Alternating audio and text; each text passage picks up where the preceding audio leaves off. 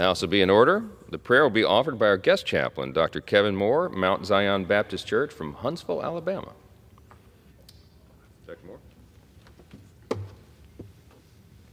Let's pray. Heavenly Father, Creator and Sustainer of all things, thank you for your hand of blessing on the United States of America. Thank you for guiding and protecting the land of the free and the home of the brave. I humbly ask you to pour out your peace, mercy, and grace on our country.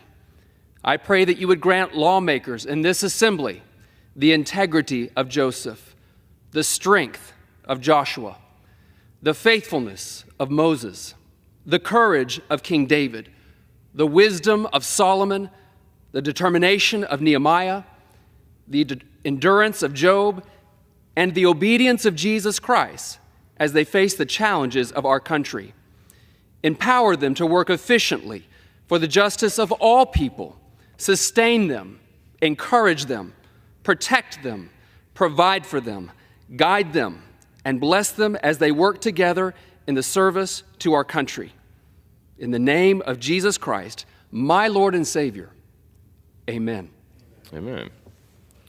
The chair has examined the journal of the last day's proceedings and announces to the House the approval thereof. Pursuant to Clause 1 of Rule 1, the journal stands approved. Pledge of Allegiance will be led by the gentleman from Illinois, Mr. Garcia. I pledge allegiance to the flag of the United States of America and to the republic for which it stands, one nation under God, indivisible, with liberty and justice for all. Without objection, the gentleman from Alabama, Mr. Strong, is recognized for 1 minute. Thank you, Mr. Speaker. It is my great honor to introduce the senior pastor, Dr. Kevin Moore, this morning to offer the opening prayer of the United States House of Representatives 119th Congress. Dr. Moore is my home pastor at Mount Zion Baptist Church. Mount Zion was founded in 1855 in the small community affectionately known as Monrovia. It's located a couple of miles north of Redstone Arsenal and Research Park.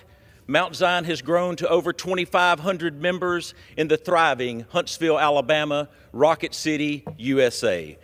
Dr. Moore is a humble and kind leader. Our community is very blessed to have him lead our growing church. Dr. Moore is married to Stephanie, and they have 4 children, Kevin James, David Moses, Liza Grace, and May Louise. Dr. Moore, welcome to the United States House of Representatives. I yield back, Mr. Speaker. The chair will entertain up to 5 further requests for 1-minute speeches on each side of the aisle. For what purpose does the gentleman from Pennsylvania seek recognition? Mr. Speaker, I request unanimous consent to address the House for 1 minute and to revise and extend my remarks. Without objection, the gentleman is recognized for 1 minute. Thank you, Mr. Speaker. Mr. Speaker, I rise to recognize National Women and Girls in Sports Day. Sports have the power to break barriers, inspire change, and create opportunities. For generations, women and girls have fought for their place on the field, the court, and the track. Thanks to their resilience, we now see more female athletes excelling, competing, and leading in sports than ever before. I'm appreciative of the work President Trump has done to empower girls and women across the nation. Mr. Speaker, let's continue to uplift and empower women and girls in sports every day, because when we invest in them, we invest in the future of strength, leadership, and limitless potential. Together, we can create a world where every girl can play, compete, and lead. Thank you, Mr. Speaker, and I yield back the balance of my time. For what purpose does the gentleman from Illinois seek recognition? Speaker, I seek unanimous consent to address the House for 1 minute to revise and extend my remarks. Without objection, the gentleman from Illinois is recognized for 1 minute.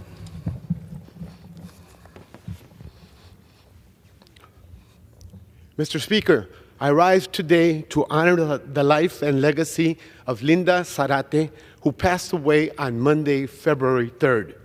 From a young age, Linda displayed incredible strength and courage, being diagnosed with polio just at 1 year old.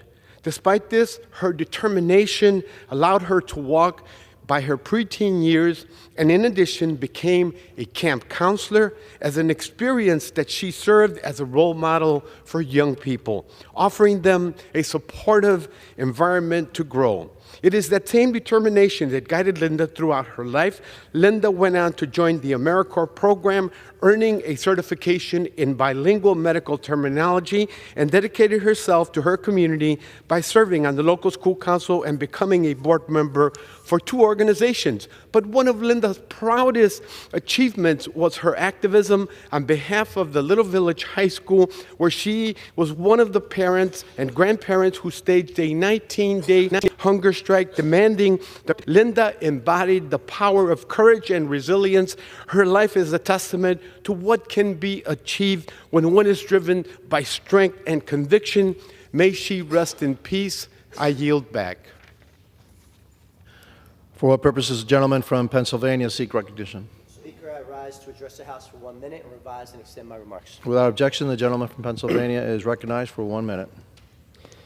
Mr. Speaker, I rise today with a heavy heart to honor the life of the extraordinary Anna Payne, a woman whose impact on Bucks County, Pennsylvania, will endure for generations. Mr. Speaker, Anna dedicated herself to service, not for recognition, but because she believed in the power of uplifting others. Diagnosed with cystic fibrosis at a young age, Anna understood struggle, but she refused to let it define her. Instead, she worked tirelessly to make life better for those facing challenges of their own. Anna was a fierce advocate for better health care and stronger support for families navigating rare diseases just like herself. Through her leadership as vice chair of the Pennsylvania Rare Disease Council and as the founder of the Bucks County Cystic Fibrosis Alliance, Anna gave hope and a voice to so many in our community and across America. Anna remained resolute in the face of stage 4 cancer diagnosis in 2021, an especially heartbreaking and all too familiar diagnosis, as a year before her battle began, I lost my brother Mike, who fought bravely but was taken by the same advanced stage cancer. Anna continued serving as an elected official, advocating for policies that would ease the burden of others. Whether through her relentless work in healthcare advocacy, her commitment to local initiatives, or her ability to bring people together, Anna embodied the very best of our Bucks County community. Mr. Speaker, today we mourn a profound loss, but we also celebrate a legacy and honor a life of service, of sacrifice, and of unyielding determination. Mr. Speaker, Anna's spirit remains woven into the fabric of our community. We honor her not just by words, but with action, by ensuring that her legacy is not only remembered, but lived. Mr. Speaker, I yield back. For what purposes, the gentleman from California seek recognition? Mr. Speaker, I ask consent to address the House for 1 minute and to revise and extend my remarks. Without objection, the gentleman is recognized for 1 minute. Mr. Speaker, I rise today to recognize the Rancho Verde Crimson Regiment from Moreno Valley and their participation in the Rose Parade on January 1st, 2025. This marks the second time that the Rancho Verde Crimson Regiment has participated in this iconic event in California. As a former high school educator, I know firsthand the dedication, discipline, and talent required to perform at this level. Congratulations to all the students and to the band director, Hong Luk Hathak, for their hard work and successful performance. I also wish to recognize the citizens who inhabit the Val Verde Unified School District for supporting with their taxpayer dollars the tremendous music education program that begins in the elementary schools. Mr. Speaker, I yield back. For what purposes, the gentleman from California seek recognition? Mr. Speaker, seeking the House consent to address the House for 1 minute. Revise and extend my remarks. Without objection, the gentleman from California is recognized for 1 minute. Thank you, Mr. Speaker. The Ivanpah solar plant in Southern California was sold to the taxpayers and to the people as a shining example of green energy innovation, but what did the taxpayers actually get? A $2.2 billion price tag propped up by massive government loans for a solar plant that has underdelivered from the start. It was supposed to power 140,000 homes, but it never met expectations, struggling to produce consistent energy while relying on natural gas just to get the plant running each morning. Let's not forget the environmental costs that the left claims to care so much about. thousands of birds literally incinerated as they happened to fly over this project mid-flight. So this is what happens when the government throws billions at feel-good projects instead of letting the free market drive innovation. The plant was erected in 2014. 10 years later, 2/3 of it is going to be shut down just next year, and we'll see what happens the other third soon after that. If we want true energy independence, we need to do what we can to develop reliable American energy with nuclear power, hydroelectric power, the oil and natural gas from the miracle of hydraulic Gentleman's fracturing time has that's made expired. us so plentiful. I yield back. For what purpose does the gentlewoman from Pennsylvania seek recognition? Mr. Speaker, I ask unanimous consent to address the House for 1 minute and to revise and extend my remarks. The gentlewoman from Pennsylvania is recognized for 1 minute. All right, I'm going to need a hand here. It's only getting worse. There we go. Yeah, thank you. Is it new? Yes. Mr. Speaker, shuttering USAID, gutting the Department of Education, threatening the Department of Labor, firing FBI agents, buying out civil servants, vilifying workforces over grotesque DEI concerns, stripping away legal protected status of refugees, giving an unelected billionaire access to the most sensitive information of everyday Americans, and unchecked control of our institutions. Just 2 weeks into the second Trump presidency, and every executive order, every administrative move has been a methodical step to sow chaos, confusion, and fear. Back home in Pennsylvania and here in Washington, my offices have been flooded with calls and messages from my constituents. People afraid for their jobs, their health, their hard-earned benefits, their children, their very futures. Every day begs the same question: what's next? Whatever your stance on government reform, our hopes for more efficiency, lower costs, stronger opportunities, it is clear that these policies are hurting everyday Americans. Gentlewoman's time has expired. Mr. Speaker, this is not normal. It is immoral and it is unlawful. I yield back. For what purpose does the gentleman from Wisconsin seek recognition?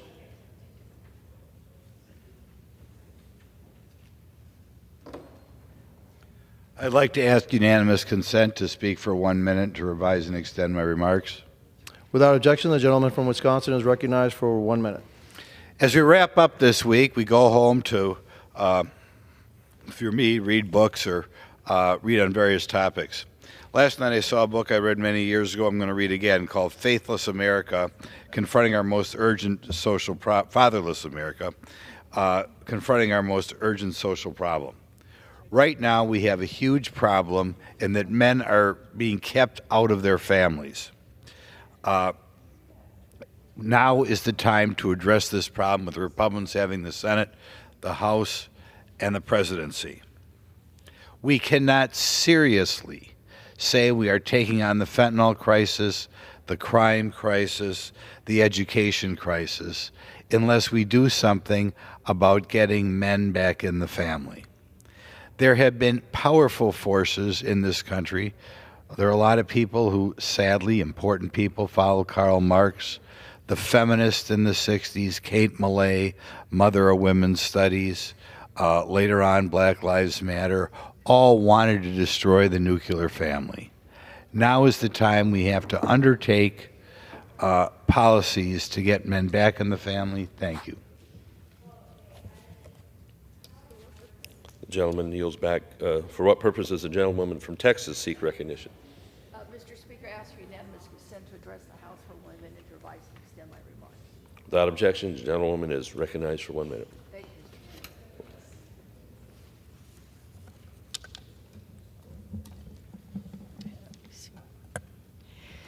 you. Mr. Speaker, I rise today to celebrate the new Chancellor of the Lone Star College System, Mario K. Castillo, the first Latino to ever hold this position. Mario's journey began as a first-generation college and law school graduate. After nearly a decade as an attorney, he joined the Lone Star College System and quickly rose through the ranks, from general counsel to vice chancellor to interim president. But the fancy titles never kept him from his mission, connecting with students and always making sure they had a seat at the table. Leading the college system is no small feat, but Mario's got the endurance. He's not just a champion for education, he's also an accomplished Ironman, conquering miles of open water and road. If anyone is built for this challenge, it is him. As his chancellor, I know he'll keep mentoring students, improving processes, and pushing the next generation to dream big. Congratulations, Mario.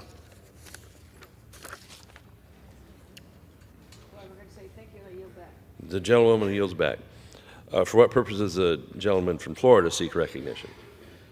Mr. Speaker, I ask unanimous consent to address the House for 1 minute and to revise and extend my remarks. Without objection, the gentleman is recognized for 1 minute.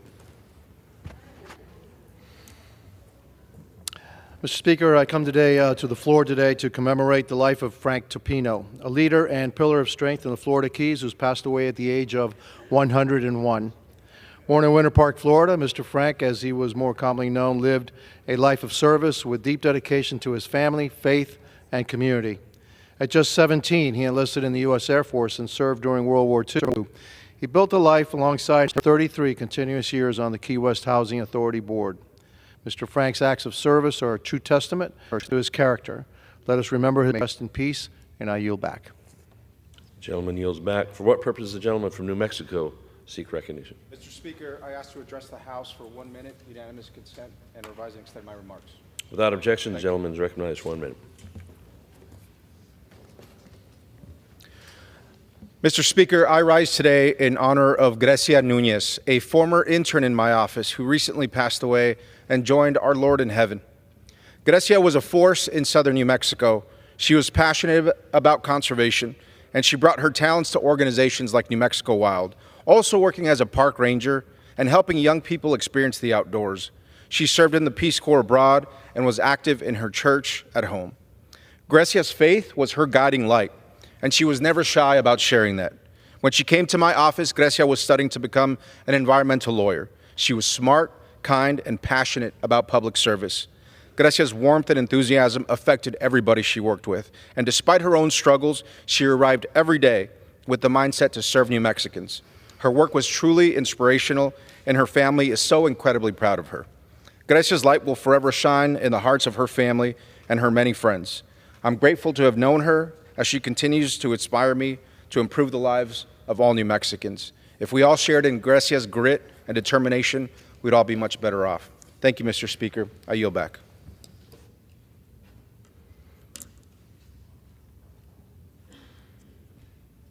For what purpose does the gentleman from Arkansas, Mr. Westerman, seek recognition? Mr. Speaker, pursuant to House Resolution 5, I call up H.R. 26 and ask for its immediate consideration in the House. The clerk will report the title of the bill.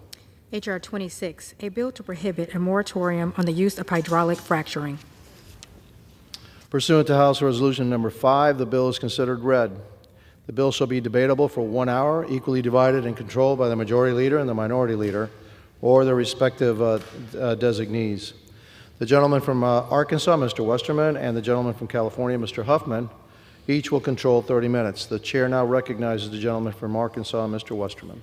Mr. Speaker, I ask unanimous consent that all members have 5 legislative days in which to revise and extend their remarks and insert extraneous material on H.R. 26. Without objection. Mr. Speaker, I yield myself such time as I may consume. Gentleman is recognized. I rise today in support of H.R. 26, the Protecting American Energy Production Act. H.R. 26, introduced by Congressman Pfluger, would prevent any president from issuing a moratorium on hydraulic fracturing while also establishing a sense of Congress that states should regulate the practice on state and private land.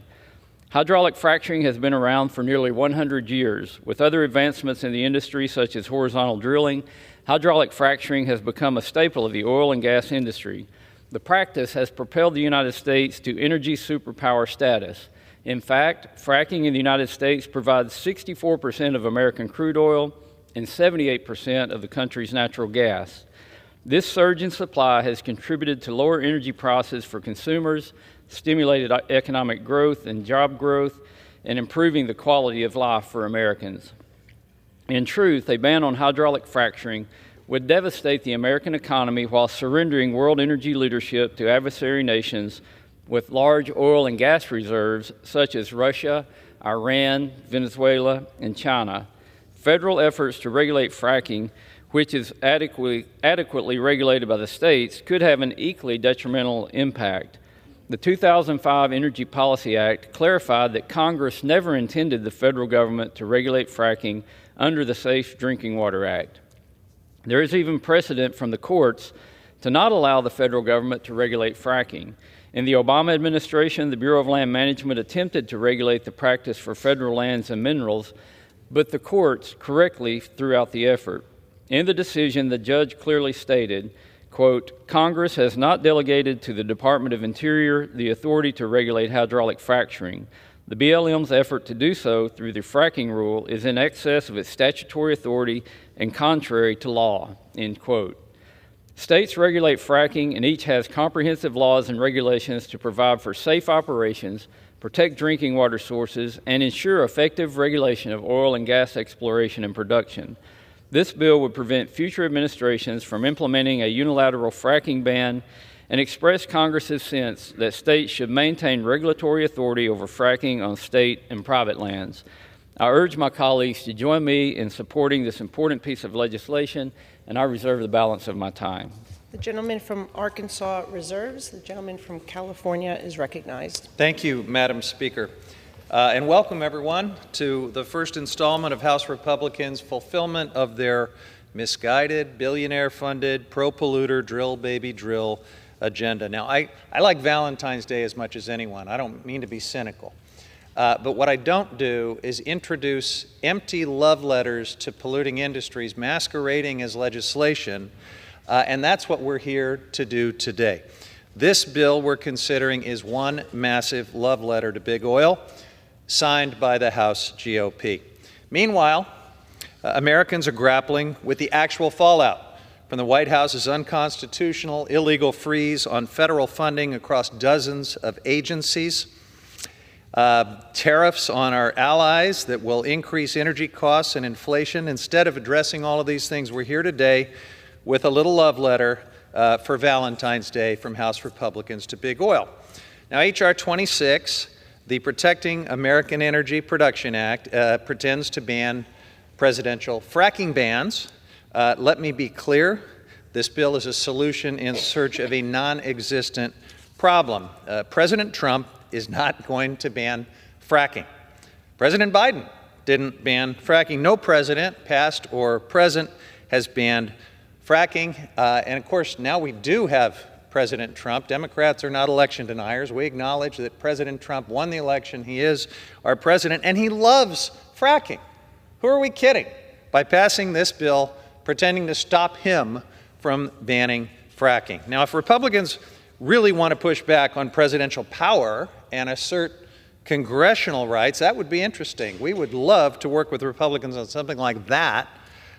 We could start with the fact that President Trump has unleashed his unelected buddy, a billionaire Elon Musk, to do all kinds of things in the first few weeks of his administration that ought to offend the sensibilities of the Article I branch of government, like blocking funds lawfully enacted by Congress that should be helping hardworking families and protecting communities from wildfires and droughts. Firing civil servants working on behalf of the country and inspectors general charged with rooting out waste, fraud, and abuse. How about attacking civil rights and disability protections that Congress enacted into law? Attempting to abolish USAID, an agency that might not be familiar to many Americans, but is incredibly important to American interests. It advances U.S. global leadership all over the world and counters the malign influence of Russia and China. But we're here on the House floor to give Republicans a stage to gush over the oil and gas industry. This is political theater at its worst. And instead of addressing real crises like the climate crisis or the crushing cost of living for American families, Republicans are wasting everyone's time banning imaginary fracking bans, claiming it will somehow lower costs for communities and small businesses, but it won't. Now, what we're about to see is Republicans previewing their undying devotion, and the many favors that they are going to be offering to big oil in the months to come. But let's review a couple of facts. The United States is already the largest producer of oil in the world. We're producing more oil and gas than ever before. In fact, we're producing more than any country in history. And what do we have to show for it? How's that working out for us? Well, we're facing volatile energy prices still because we're exporting record amounts of fossil fuel and because fossil fuels are global commodities vulnerable to international price shocks. The fossil fuel industry will do whatever it takes to make the most money, even if that is exporting its products in ways that increase costs for American consumers. There's a cost to this industry joyride. Communities living near this record-breaking production are bearing the brunt of fossil fuel pollution, and their health and well-being are paying the price. The United States should be leading the way to a new, cleaner future, but instead we're drilling deeper into this catastrophe. And it's not as if big oil is hurting right now. The oil and gas industry enjoys $15 billion in subsidies from American taxpayers each year. And that's just the direct handouts. When you factor in health and environmental impacts, because taxpayers pick up the tab for all of that, the United States spends $757 billion propping up the fossil fuel industry every single year. And what do we get in return for all of this generosity? It sure seems like unrequited love, because big oil has been colluding illegally with foreign cartels to purposely drive up gas prices for American consumers, increasing inflation and padding their pockets along the way. Big oil doesn't need any more favors. What it needs is to be held accountable. But that didn't stop President Trump from asking for $1 billion from the oil and gas industry during the campaign. Now, we're going to see big oil billionaires asking for more tax breaks and deregulation every day for the next two Congresses. But this bill is particularly absurd. If nothing else, the debate over this love letter to big oil makes one thing clear. House Republicans are more interested in passing love notes to big oil than in holding big oil accountable. Now, during the fracking process, oil and gas companies inject a high-pressure mixture of water, sand, and toxic chemicals into the ground to extract fossil fuels. It's a dirty business, and yet for years there have been loopholes around it to boost the industry's profits even further while leaving communities vulnerable to pollution. I'll highlight some examples. All industries, if they want to inject toxic pollutants underground, have to comply with the Safe Drinking Water Act. This makes sure that drinking water resources and public health are protected, but not fracking. Fracking companies aren't subject to the Safe Drinking Water Act regulations. They don't have to disclose any of the toxic chemicals that could seep in to your drinking water. Another example is the Clean Air Act. You know, we can aggregate smaller nearby sources of pollution that can be regulated together to protect public health. That's something the Clean Air Act does that applies to all other industries, but not from oil and gas development. They have a special exception. Now, what about the Clean Water Act? Well, that has provisions to prevent polluted stormwater runoff from contaminating water sources, except if that runoff comes from oil and gas facilities. These are just a few of the loopholes that this industry enjoys, loopholes that have real impacts on public health, especially children's health. Studies have found that exposure to fracking and associated chemicals can lead to low birth weight for babies, preterm births, congenital abnormalities, asthma, and even certain childhood cancers. We should be able to agree that protecting children from these impacts and ensuring that communities have clean air to breathe and clean water to drink should be our priorities, not sending love letters to big oil. Unfortunately, this bill and the many other giveaways that are going to be coming our way in this Congress will not protect these communities. I strongly oppose this legislation and reserve the balance of my time. The gentleman from California reserves, and the gentleman from Arkansas is recognized. Thank you, Madam Speaker. You know, fracking has been challenged. It's been challenged by the Biden administration, and fortunately the courts stepped in and said you can't regulate fracking to the BLM. And if you look at what our abundant, clean supply of natural gas in the United States has done, it's allowed us to reduce emissions more than any country in the world. We produce the cleanest, most reliable gas in the world, 40% cleaner carbon footprint than what Russia produces. Natural gas can not only provide jobs and energy here at home, but it can be a source of national security to help bolster our partners around the world. We're blessed with natural gas from the Permian Basin in West Texas and New Mexico to the Marcellus and Utica shale plays in Pennsylvania, Ohio, and New York, which I believe those two combined are the largest natural gas fields in the world. We have a tremendous resource that we can use to do many good things, and if fracking were banned, that resource goes away. Madam Speaker, I yield 4 minutes to the gentleman from Texas, the lead sponsor of the bill, Mr. Pfluger. The gentleman from Texas is recognized for 4 minutes. Thank you, Madam Speaker, and I thank the chairman for bringing this bill. You know, the American public spoke loud and clear on November 5th. They said energy was on the ballot. They said that the hilarity and the fraudulent approach that the Biden administration took towards energy policy was wholly rejected. Madam Speaker, we're in a new day, and thank goodness we are.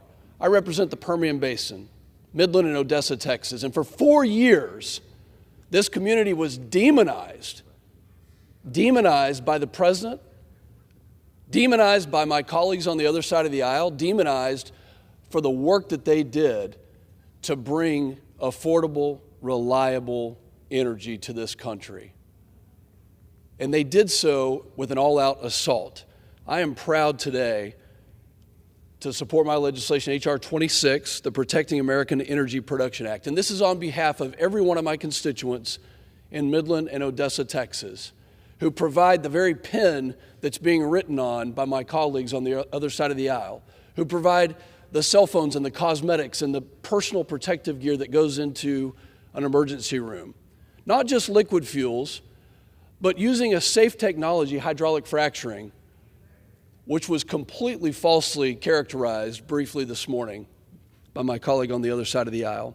But in 2019, America became the #1 oil and gas producer, and it is wholly in part, wholly due to the shale revolution and the technology of being able to environmentally friendly extract this product and produce it here domestically for our use, to ship it to our allies and our partners around the world. But after 4 years of the previous administration's outright assault on American energy, it is critical now that we codify and that we work tirelessly to restore some integrity and some character to this American energy dominance and pass meaningful legislation that will unleash American energy, create jobs for hardworking Americans. My legislation that's being considered today is a necessary first step in reversing the Biden's war on energy and preventing the federal government from banning the use of hydraulic fracturing. Fracking is safe, it is clean, it's an effective way to produce affordable energy and to strengthen our national security. And by ensuring its continued use, we can reestablish our global energy leadership. We can keep costs low for consumers, every consumer, and we can drive further technological advancements into the industry. This bill advances President Trump's rightful position, his pro-energy, pro-American outlook on energy to restore our position as the top producer in the world. Instead of allowing Russia, Iran, and Venezuela to do so, we're going to produce it here. And I want to say thank you to my constituents. I want to say thank you for the fact that even though you were demonized, even though you were made to feel like you weren't doing something that was worthwhile, you did, and you stood up and you did it in the face of adversity. And even at the end of the campaign season in 2024, then candidate for president Kamala Harris in a debate said that she was pro-fracking.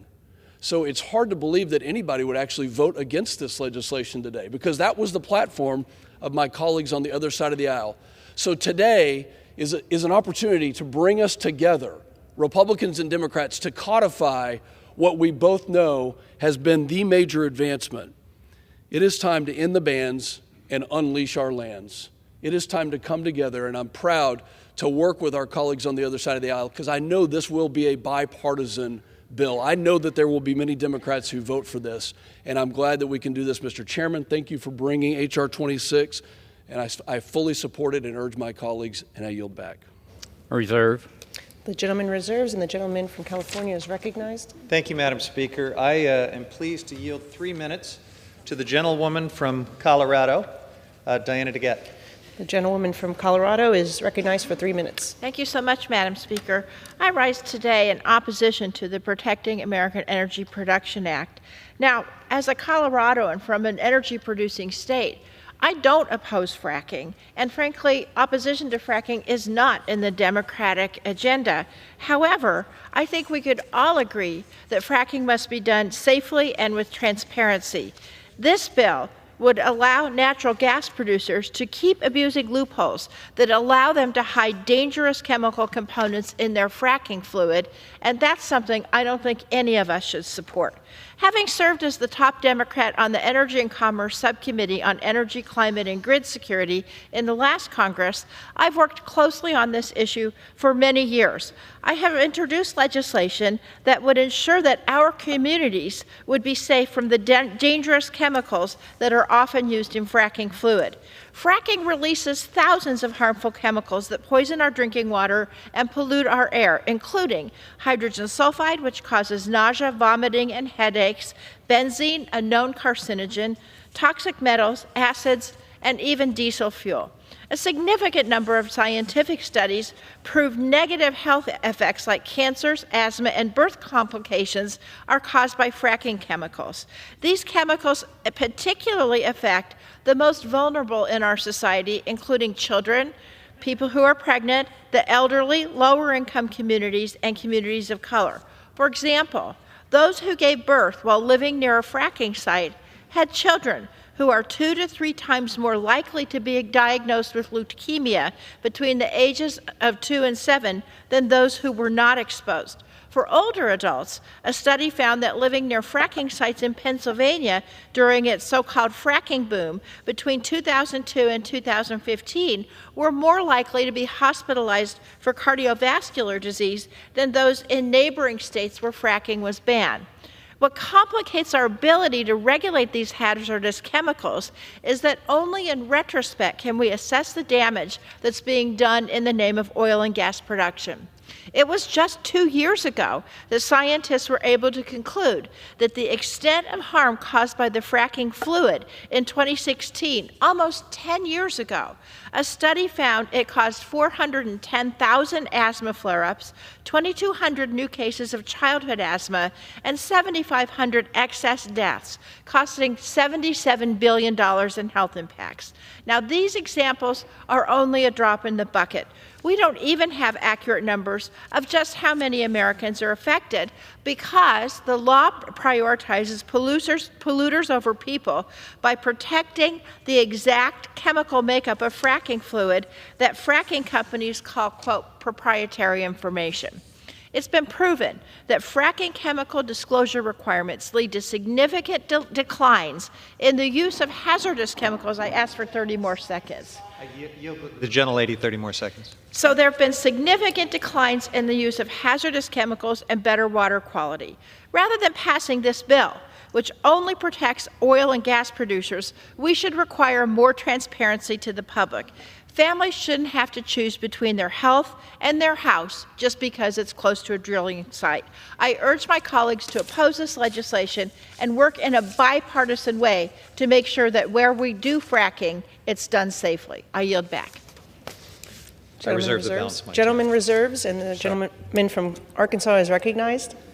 Madam Speaker, the benefits that clean American energy, reliable, affordable energy has on health benefits are too numerous to even get into a discussion on here today, but it saves lives, not just in providing energy and heat, but in providing the many materials that are made from oil and gas in the United States. Even the Obama administration's EPA found that fracking has, quote, no widespread systemic impacts on drinking water resources in the United States. No evidence has risen that the practice is dangerous, and to say anything else is simply fear-mongering and pandering to the radical left that would rather rely on Iran, Russia, and Venezuela for energy. Now yield 3 minutes to the gentleman from Minnesota, Mr. Stauber. The gentleman from Minnesota is recognized for 3 minutes. Thank you very much, Madam Speaker. I rise today in support of H.R. 26. This bipartisan Protecting America Energy Production Act will pass the House. Just 20 years ago, we were afraid we were nearing the end of U.S. oil and gas production. Then came hydraulic fracturing and the beginning of the shale revolution. Hydraulic fracturing brought energy security to Americans and made the United States an energy exporter for the first time just a few years ago. With hydraulic fracturing, we are increasing our economic and our national security, while also increasing the economic and national security of our closest allies. For every barrel of oil that we export, we're displacing a dirtier barrel of oil produced by our adversarial nations. And thanks to hydraulic fracturing, our energy supply continues to get cleaner. My colleagues on the other side of the aisle will likely argue today that this bill is a solution in search of a problem. They'll ask, why are we doing this if the Trump administration doesn't plan on banning fracking? Frankly, Madam Speaker, this bill isn't about this administration. It's an insurance policy to protect against the future anti-oil and anti-gas and anti-American energy administrations. We are coming off the tail end of the most anti-oil and gas and anti-traditional energy administration in this nation's history. And I'm afraid that this was just a preview of what could happen down the line. And that is why we are acting today. We're voting to protect Americans' access to reliable, affordable, and clean American energy, no matter which president is in the White House. We need to unlock our energy awesomeness. We need to continue our progress on energy.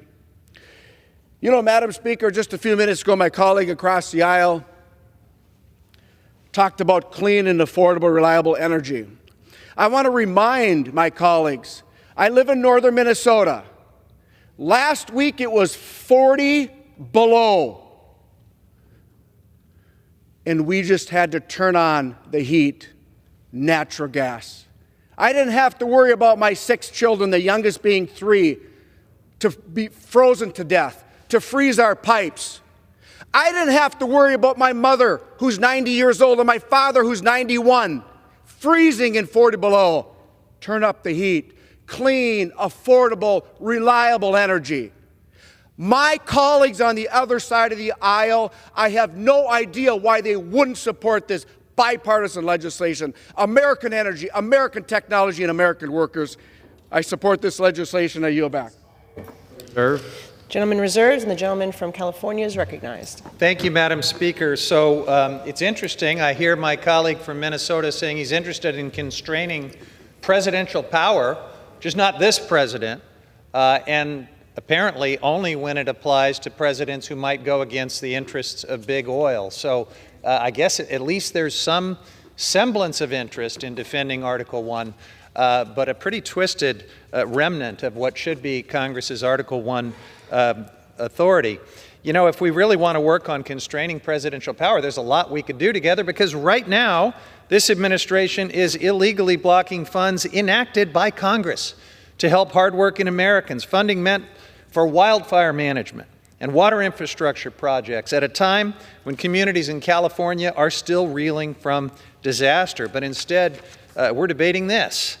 This administration has fired inspectors general from at least 18 federal agencies without warning, without explanation, in clear violation of the law, which requires 30 days notice to Congress and a substantive explanation. There was a time when members of both parties would be furious over a flouting of the law like that, but today it doesn't seem to matter to our colleagues across the aisle. These independent watchdogs exist for one purpose: to prevent waste, fraud, and abuse, and to hold presidential power in check, working closely with Congress, but apparently that doesn't matter anymore.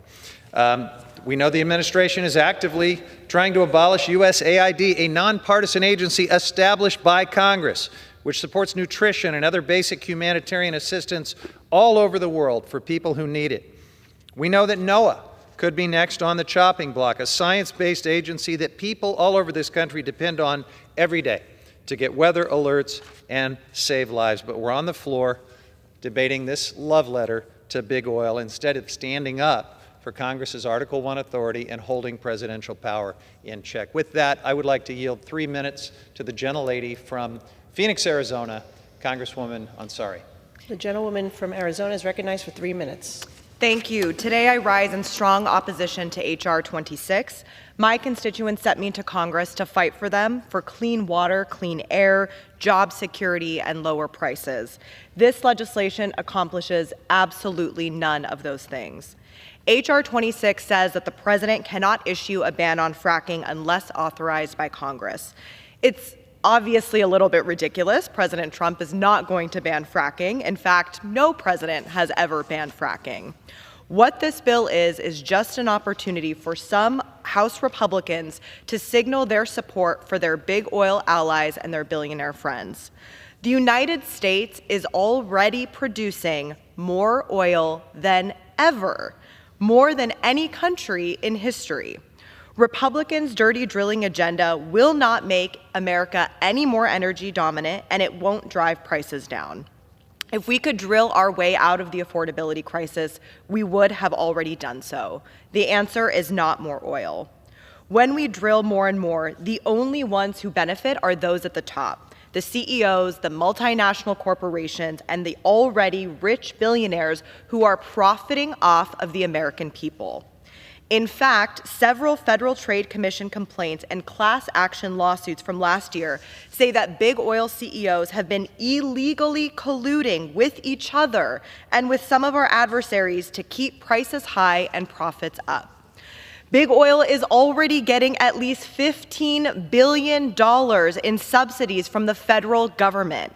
What more could they possibly want? This dirty drilling agenda has never been about lowering costs. Less than 3 weeks in, this administration's true colors are already shining. After promising lower prices for everyday Americans, the president is threatening a trade war with our closest allies, which will drive up the cost of everything from energy to cars to produce to technology.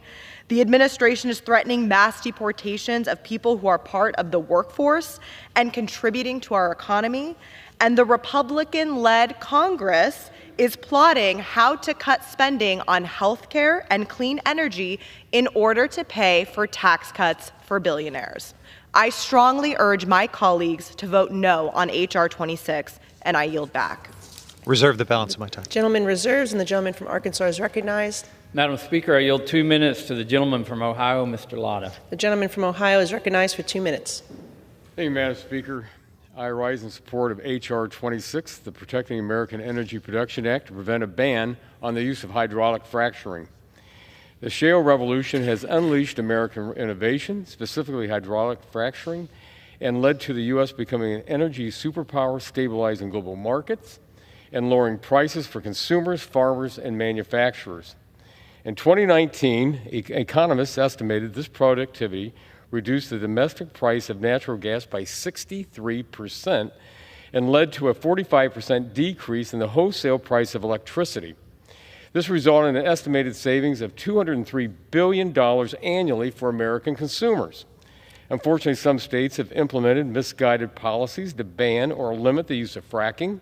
It is imperative we protect this technology from future weaponization, especially as global energy demand is projected to skyrocket. Additionally, natural gas will be essential to ensuring our ability to meet the massive energy demand from the data centers coming online and lead the world in AI development. More American energy means a safer, cleaner, and more advanced world. In the last Congress, I asked every witness that came before us in Energy and Commerce's Energy Sub if we needed more energy or less, and every one of them said we have to have more energy. I thank the gentleman from Texas 11th District for his leadership, and I urge my colleagues to support this legislation. And I thank my friend, the chairman, for yielding the time. I yield back. Reserve. The gentleman reserves, and the gentleman from California is recognized. Thank you, Madam Speaker. You know what's bad for energy prices here in the United States? This LNG export bonanza that my friends across the aisle support, that President Trump is unleashing with one of his executive orders, restarting LNG exports to non-free trade agreement countries. Unconstrained exports of LNG could increase wholesale domestic natural gas prices here in the United States by over 30%. Households could well pay $100 more per year by mid-century, and congressional Republicans are threatening to repeal clean energy tax credits, which could result in a 10% jump in electricity costs. So let's not kid each other about who cares about energy prices for American consumers. With that, I'd like to yield 2.5 minutes to the gentlelady from Michigan, Representative Tlaib. Gentlewoman from Michigan is recognized for 2.5 minutes. This is just the latest in a long line of loopholes and handouts for big oil executives to get richer as the rest of us suffer. Fracking is particularly unregulated at the federal level because 20 years ago, then Vice President Dick Cheney, the former CEO of Halliburton, inserted a loophole into the Energy Act of 2005, explicitly exempting fracking chemicals from the EPA regulation under the Safe Drinking Water Act. Think about that. That means the oil and gas industry doesn't need to disclose any of the toxic chemicals that are seeping into our drinking water. Halliburton, of course, is one of the largest oil and gas companies in the world, and it also just happens to be behind most of the major fracking worldwide. So for the last 20 years, we have been stuck with the so-called Halliburton loophole, a terrible reminder of the revolving door of oil, money, and politics, and how big oil buys its way into the halls of Congress and the White House every single day. In fact, our new Secretary of Energy is the founder and former CEO of Liberty Energy, another fracking company. And the Halliburton loophole isn't the only giveaway that fracking benefits from. Under the Clean Water Act, there are provisions to prevent polluted stormwater runoff from contaminating our waters unless, here's the exemption, unless the runoff comes from oil and gas development facilities. Now Republicans want to give an even bigger handout to big oil with toxic legislation. They are sending the message to communities all across the country, our residents, that corporate polluters' profits are more important than their health, than their own drinking water. It is clear that they're doing this because it's always been polluters over people for Republicans 20 years ago, and it's polluters over people now. I urge my colleagues to vote against this environmental destruction and protect our drinking water. That is a crisis right now throughout our country. With that, I yield back to my colleague. Thank you. I reserve the balance of my time. Gentleman reserves, and the gentleman from Arkansas is recognized. Madam Speaker, I think a lot of the general public don't realize that natural gas goes into a lot more than just producing energy, but it's in essence the main ingredient in agriculture, and it's the main ingredient that can help lower our food prices, as most fertilizer is made from natural gas. And when we have abundant, affordable natural gas, that means we have more abundant and affordable fertilizer that we can grow more crops and keep prices low. I now yield 2 minutes to the gentleman from Pennsylvania, the chairman of the Agriculture Committee, and a gentleman who lives and has seen firsthand the benefits of fracking in the Marcellus Shale, Mr. Thompson. The gentleman from Pennsylvania is recognized for 2 minutes. I thank the chair, and I thank the chairman. Absolutely, living in the heart of Marcellus and Utica Shale, I've seen hydrofracking actually evolve, improve, the technology, becoming environmentally friendly, and my friends that argue against it obviously have not had that opportunity to spend any time with it. So I rise today in support of H.R. 26, the Protecting American Energy Production Act. This legislation will ensure that we deliver on our promises to Americans to lower energy costs and end the war that the previous administration waged on our domestic energy production. I've witnessed firsthand how fracking or hydrofracking has revitalized communities, created countless jobs, and strengthened our energy independence through the discovery of the Marcellus Shale and the Utica Shale in Pennsylvania. Across my district, this industry has been a lifeline, bringing economic prosperity where it once was scarce. Fracking has transformed Pennsylvania into a national leader in energy production, unlocking vast reserves of natural gas that power our homes, fuel our businesses, and drive down our energy costs. Across the Commonwealth, once struggling communities are thriving again. Small businesses flourish as demand for goods and services surges, and the thousands of hardworking men and women who depend on energy production for family-sustaining wages are planting roots and investing in these communities. Beyond local benefits, the energy boom we will experience under the Trump administration's America First policies will strengthen our position on the world stage. By tapping into our domestic resources, we reduce the reliance on foreign energy, bolstering national security and stabilizing global markets. American natural gas significantly reduces carbon emissions compared to foreign production, proving that economic growth and environmental responsibility can go hand in hand. Despite these undeniable benefits, out-of-touch politicians who have sought to ban or heavily restrict this essential industry. A prohibition on fracking would devastate rural America, wiping out jobs, reducing tax revenues, and driving up energy costs for working families. We cannot allow misguided policies to erase the progress we've made. That's why I urge my colleagues to support the Protecting American Energy Production Act before us today, which will ensure the long-term stability of fracking for years to come. Thank you, Madam Speaker, and I thank the gentleman from Arkansas. I yield back. I reserve. The gentleman from Arkansas reserves, and the gentleman from California is recognized. Madam Speaker, I yield 4 minutes to the gentleman from Illinois, Mr. Caston. The gentleman from Illinois is recognized for 4 minutes. Madam Speaker, my colleagues, we are in a constitutional crisis. The President of the United States is trying to delete the 14th Amendment, ignoring Congress's constitutional power of the purse to illegally block federal spending, exposing the identities of our intelligence officers to our enemies, and sending Elon Musk's unvetted minions into our financial systems to steal Americans' private information. Now, in the normal course, these violations would be prosecuted by the Department of Justice. But their leadership has put personal politics over the rule of law. In the normal course, Congress would act as a check and balance, but Republican leadership in both chambers is most charitably described as missing in action. And we are only 19 days in. The White House is now dismantling USAID, pulling back on our soft power at the precise moment when China and Russia are trying to increase their influence over global affairs. Is this because of social media conspiracies, foreign influence operations, or just because Elon Musk is still angry that USAID helped to topple apartheid in South Africa? There are no good answers to that question. They're targeting the National Oceanic and Atmospheric Administration, stripping our ability to make weather forecasts in the wake of rising seas, surging hurricanes, and ever more devastating wildfires. Take away our ability to give advance notice of those storms, and Americans will die. They're opposing competitive markets as they refuse to enact existing laws to build out EV charging networks and renewable energy because they know that to do so would be to bring resources onto our system that would further erode the market share of more expensive and dirtier energy.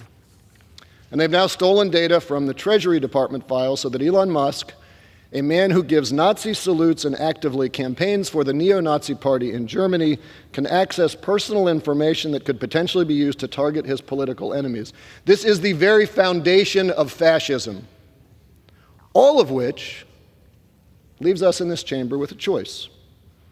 As we sit here on the fulcrum of history, we can act to make these 19 days a footnote to an otherwise noble history of these United States, or we can go to our graves knowing that we did nothing during the 19 days that forever destroyed this 250-year-old experiment. We can choose evil in this moment.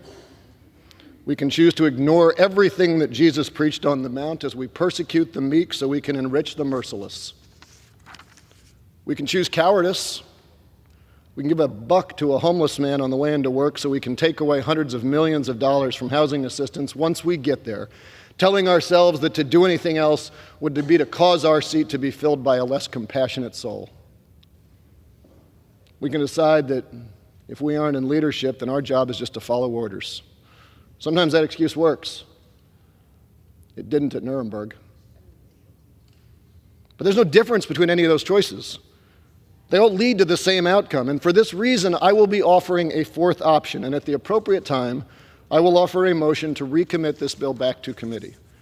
If the House rules permitted, I would have offered this motion with an important amendment to this bill to say that it shall not take effect until the illegal freeze of taxpayer dollars that Congress appropriated to the Department of the Interior, the National Oceanic and Atmospheric Administration, and other agencies is stopped, and civil rights and employment protections for nonpartisan federal public servants are restored, and Doge and billionaires like Elon Musk no longer have unlawful access to federal government systems and the private, sensitive data of tax-paying Americans.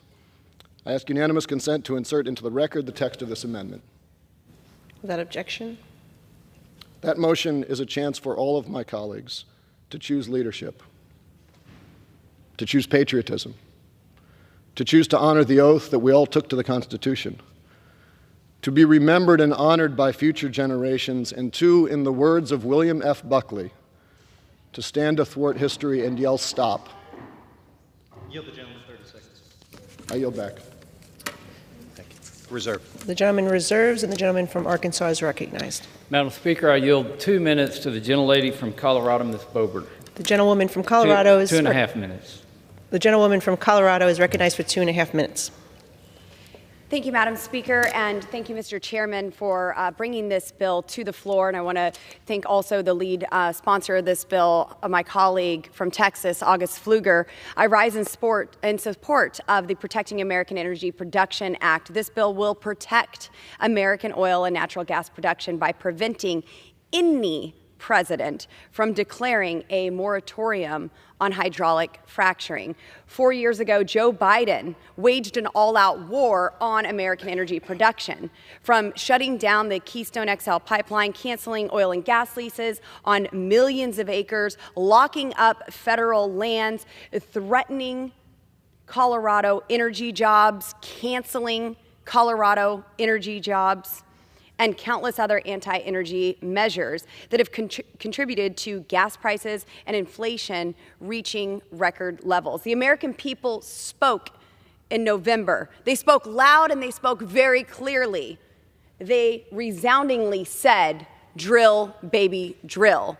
I am proud of President Trump's executive orders to get our country back in the right direction for drilling, but it is up to us in the House now to do our part and pass legislation to codify what President Trump is doing boldly each and every day in the White House. I am proud of his new Energy Secretary, Chris Wright from Colorado, and Interior Secretary Doug Burgum. They have already started to make good on their promises to unleash American energy and put energy workers in my home state of Colorado back to work. We are tired of relying on OPEC and our adversaries for energy. It's time to bring back and rely on the American roughneck. It is time to terminate the Green New Scam. President Trump is committed to doing that. And we hear about subsidies for oil and gas from my colleagues on the other side of the aisle. But what the American people aren't hearing is the $235 billion to clean energy production tax credits, $110 billion to clean energy investment tax credits, EV tax credits at $316 billion, $203 billion to advanced manufacturing production tax, and many more, equaling over $1 trillion tax dollars. We can end the Green New Scam. We can bring back oil and gas. My colleague and freshman from Colorado, Congressman Jeff Hurd, has the local act to bring the BLM headquarters back to Colorado so we have boots on the ground and we can drill, baby, drill. I yield. I reserve. Gentleman reserves, and the gentleman from California is recognized. Thank you, Madam Speaker. I yield 1 minute to the gentleman from Tennessee, Mr. Cohen. Gentleman from Tennessee is recognized for 1 minute. Thank you. I just found it unbelievable that we have a proposed bill up today to require the president to have congressional approval to stop fracking when we don't ask the president to impound funds that have been appropriated through Article 1 by Congress how they're supposed to be appropriated. How we don't ask the president to not fire the IGs when legislation requires monies. That's more important, and it adds up to more and more and more dollars that the IGs find. And there are other areas where our authority has been stepped on and violated. So this is just insane that we do this today. And I saw where one of Mr. Musk's followers resigned because he made statements that he was racist before racism was cool.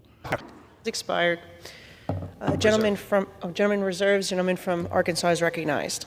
Madam Speaker, I yield 2 minutes to the gentleman from Georgia, Mr. Carter. The gentleman from Georgia is recognized for 2 minutes. I thank the gentleman for yielding. Madam Speaker, I rise today in strong support of the Protecting American Energy Production Act. Unleashing American energy dominance is one of the most important tasks facing Congress right now. 4 years of restricting the flow of American energy has forced the price of everything, especially fueling our cars and heating our homes, to skyrocket. Finally, with Republicans back in control of both chambers of Congress and the presidency, we can follow through on the American people's mandate to unleash American energy. Under the Biden administration, the attacks against energy dominance were crippling. Even in the final days in office, President Biden tried to ban American energy by stopping almost all new U.S. offshore drilling projects. Congressman Pfluger's bill is a common-sense piece of legislation that will allow individual states to maintain control of their own fracking policies and prevent executive overreach. America is a large country with diverse energy needs. A one-size-fits-all strategy might make life easier for Washington bureaucrats, but it does not work for the American people. This bill simply acknowledges that states, not the federal government, know what energy sources are best for them and allows fracking to be a tool in a state's tool chest. This will help lower costs for families who spent 4 years under the Biden-Harris administration having to choose between filling up their car and paying for groceries. I want to thank my colleagues and my friend, Representative Pfluger, for introducing this essential piece of legislation, and it has my full support. Thank you, Madam Speaker, and I yield back. Reserve. The gentleman reserves, and the gentleman from California is recognized. I reserve, Madam Speaker. Gentleman reserves, and the gentleman from Arkansas is recognized. Madam Speaker, I yield 2 minutes to the gentleman from Texas, Mr. Weber. The gentleman from Texas is recognized for 2 minutes. Thank you, ma'am. Madam Speaker, my Gulf Coast District in Texas, better known as the energy capital of the world, depends on Representative Pfluger's district, the fracking district, to keep our energy industry running. You know, I guess you could say while most districts lack it, Pfluger's district fracks it, my district cracks it. This is part of the energy process. Hydraulic fracturing isn't just important, it is absolutely critical. It's the very reason why the Democrats talk about we lead the world in all the oil and the drilling and stuff we've done, because it is the reason American producers of oil and natural gas are leading the way because of fracking. It does things like Pete Stauber talked about. Oh, I don't know, it keeps the heater going in the winter, keeps the air conditioner going in the summer. How about it keeps the lights on, it lowers energy costs, creates jobs, and all the while strengthening our economy. It is not just energy security, it's national security. But leave it to our friends across the aisle to try to shut it down. And we're going to make sure, Mr. Chairman, thank you, and we thank August Pfluger, that never happens. For the future of this great nation, we must stop radical, climate-obsessed presidents from ever placing a federal moratorium on fracking, because that would destroy America as we know it. Thankfully, we now have President Trump back in the White House, a leader who actually understands just how vital our energy industry is. And we've got Chris Wright at the Department of Energy, a man who helped fuel America's fracking revolution that made us the energy powerhouse we are today. But make no mistake, the Green New Deal crowd isn't giving up yet. The second they get the chance, they'll be right back at it, trying to dismantle our oil and gas industry. That's why I proudly support my good friend Rep. Pfluger's bill, the Protecting American Energy Production Act, to ensure fracking remains protected no matter who sits in the Oval Office. Madam Speaker, we all know that energy security, as I said, is national security. Hope my friends realize that. I yield back.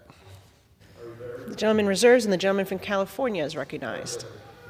Gentleman reserves. Gentleman from Arkansas is recognized. Madam Speaker, I yield 1 minute to the gentlelady from Oklahoma, Ms. Biles. The gentlewoman from Oklahoma is recognized for 1 minute. Thank you, Madam Speaker. I am proud to support H.R. 26, the Protecting American Energy Production Act. The previous administration made it their mission to undercut our energy sector. adding burdensome regulations at every opportunity. In my home state of Oklahoma, upstream oil and gas activities contribute to over 278,000 jobs and bring in billions of dollars in revenue. American families deserve access to reliable and affordable domestic energy. And according to the America First Policy Institute, hydraulic fracturing saves Americans $203 billion annually in reduced energy cost. It's also important to remember that the argument against updated drilling technology is built on misinformation. Under the Obama administration, the EPA found that hydraulic fracturing has no widespread systemic impacts on resources in the U.S. Modern drilling technology techniques are safe, effective, and crucial to maintaining our energy independence. I urge my colleagues to join me in supporting H.R. 26, and I thank Mr. Pfluger for bringing this forward. And with that, I yield. I reserve. The gentleman reserves, and the gentleman from California is recognized. I reserve, Madam Speaker. Gentleman reserves, and the gentleman from Arkansas is recognized. Madam Speaker, I yield 1 minute to the gentleman from Ohio, Mr. Balderson. Gentleman from Ohio is recognized for 1 minute. Thank you, Madam Speaker, and thank you, Chairman Westerman. I rise today in support of H.R. 26, the Protecting American Energy Production Act. This bill is critically important to supporting Ohio's energy producers and restoring American energy dominance long into the future. This bill supports the current framework that gives primary authority over regulating fracking to the states and prevents any future president from unilaterally banning fracking.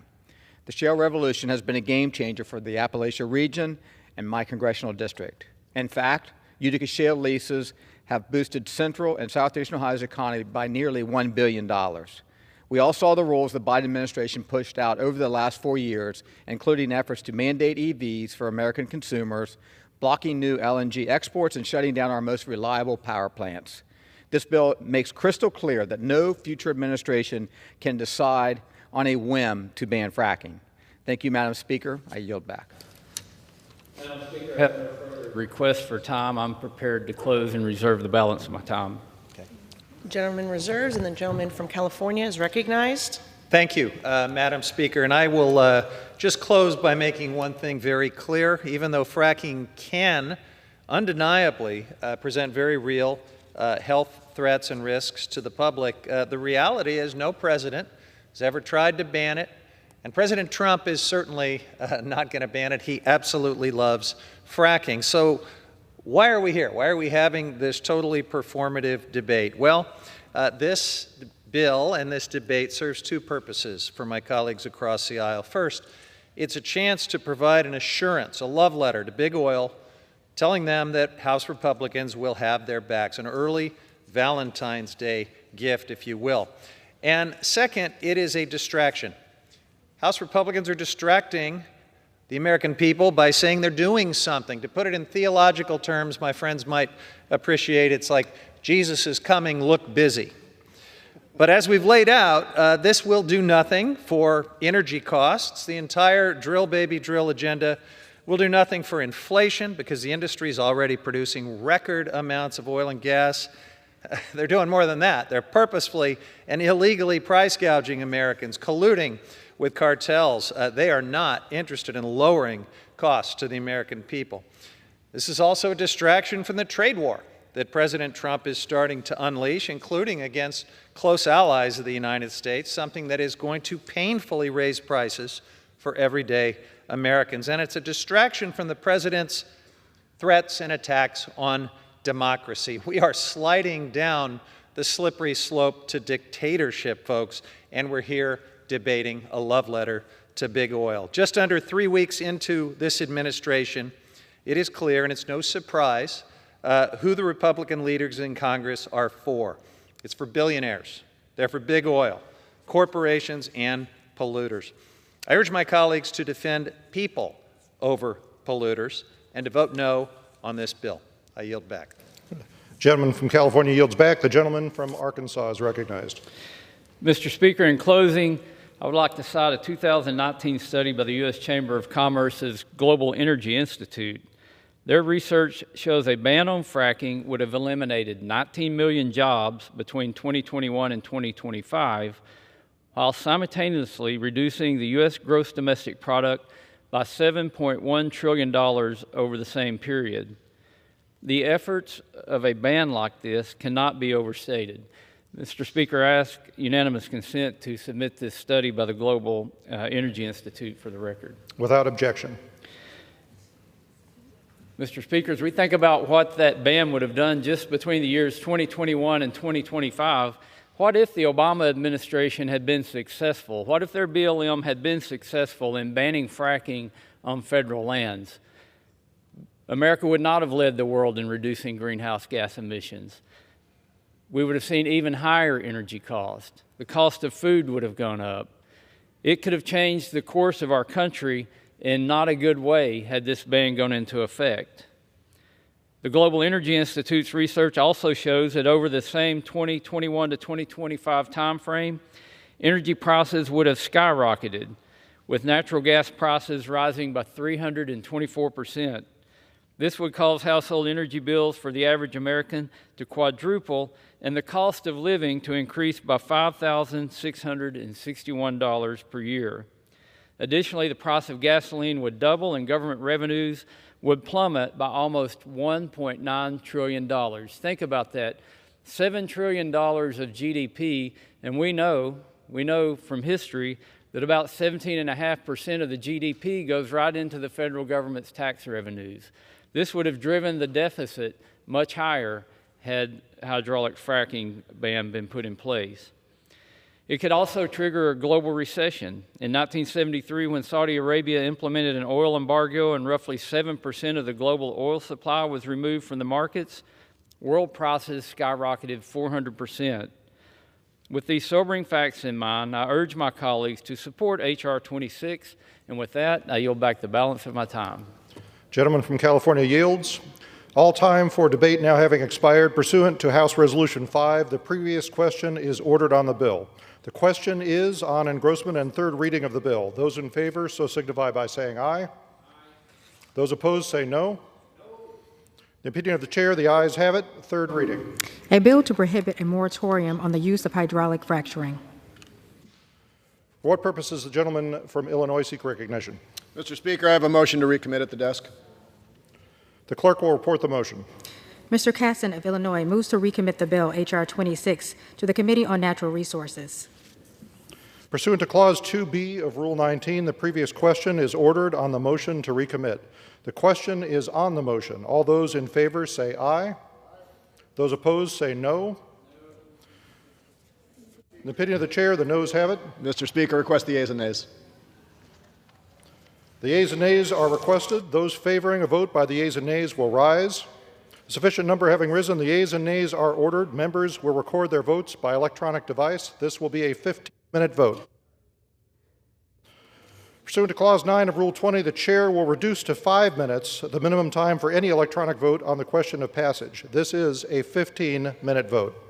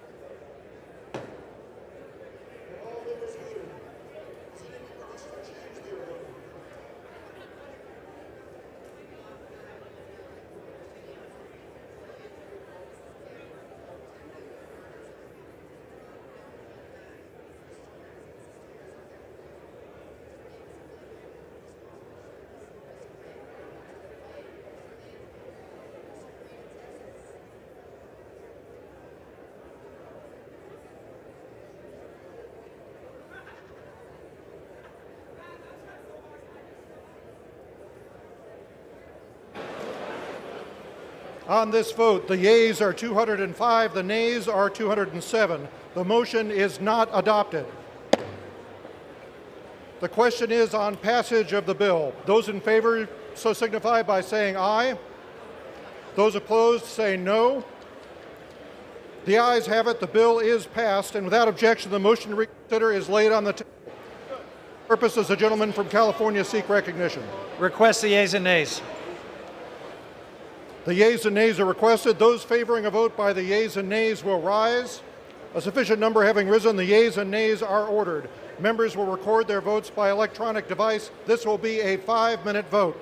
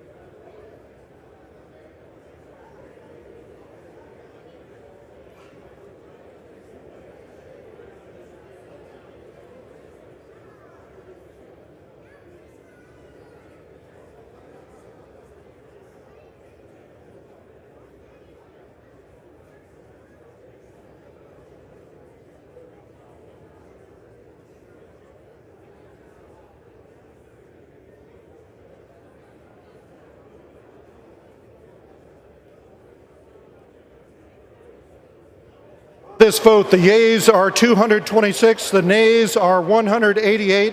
The bill is passed. Without objection, the motion to reconsider is laid on the table.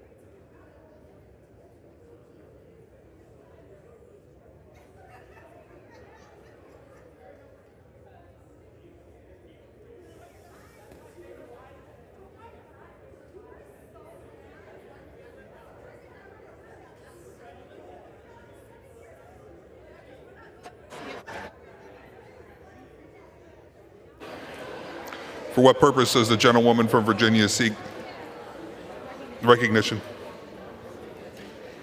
Mr. Speaker, I ask unanimous consent that when the House adjourns today, it adjourn to meet at noon on Monday next for morning hour debate and 2 p.m. for legislative business.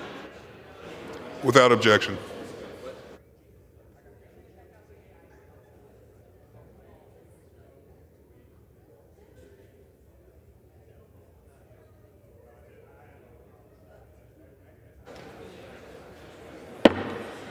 The House will be in order.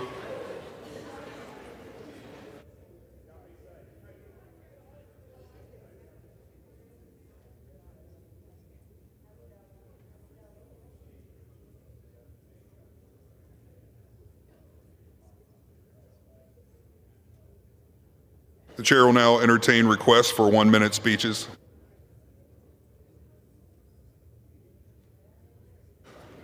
For what purpose does the gentleman from Georgia seek recognition? Ask unanimous consent to address the House for 1 minute to revise and extend my remarks. Without objection, the gentleman is recognized for 1 minute. Speaker, the House is not in order. The House will be in order. The House will be in order.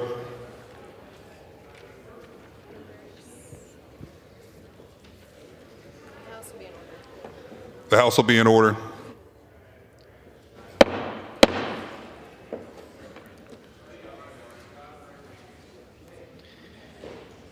Mr. Speaker, I rise today to mourn the loss of John F. McMullen, who sadly passed away earlier this month at the age of 88. Mr. McMullen was born in Covington, Georgia, and graduated from the University of Georgia with his accounting degree and Master of Business Administration. He was an avid Georgia Bulldog. Mr. McMullen and his beloved wife, Marilyn, were married in 1959. Mr. and Mrs. McMullen have been acclaimed for their generosity both inside and outside of the state of Georgia. Mr. and Ms. McMullen had contributed to more varied campaigns at the University of Georgia than any other donor in the university's history, a testament to their generosity. As a history lover and a seventh-generation Georgian, Mr. McMullen dedicated 52 years to the Georgia Historical Society, serving as board curator and endowment trustee in the institution. Mr. McMullen is survived by his wife Marilyn, sons Tom and Ted, and 4 grandchildren.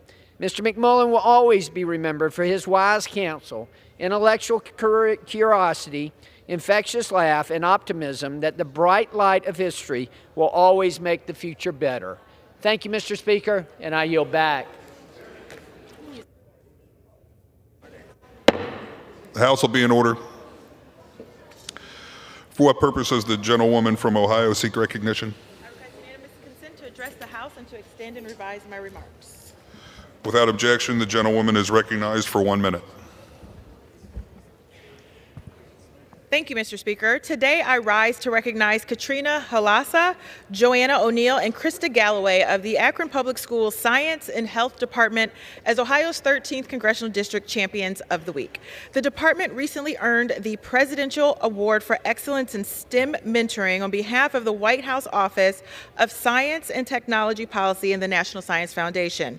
As one of just 5 organizations in the country to earn this award, this is truly an astounding achievement and one that our entire community should be proud of. This prestigious award recognizes their dedication to shaping the future of science and technology through mentorship, helping to ensure that our incoming STEM workforce reflects the diverse talent of America. Akron Public Schools' mission is to prepare each child for success, and as an alum of Akron Public Schools, I can attest to their ability to create successful students. Katrina, Joanna, and Krista support this mission through Science and Health Department by promoting inquiry and STEM opportunities in and beyond the classroom.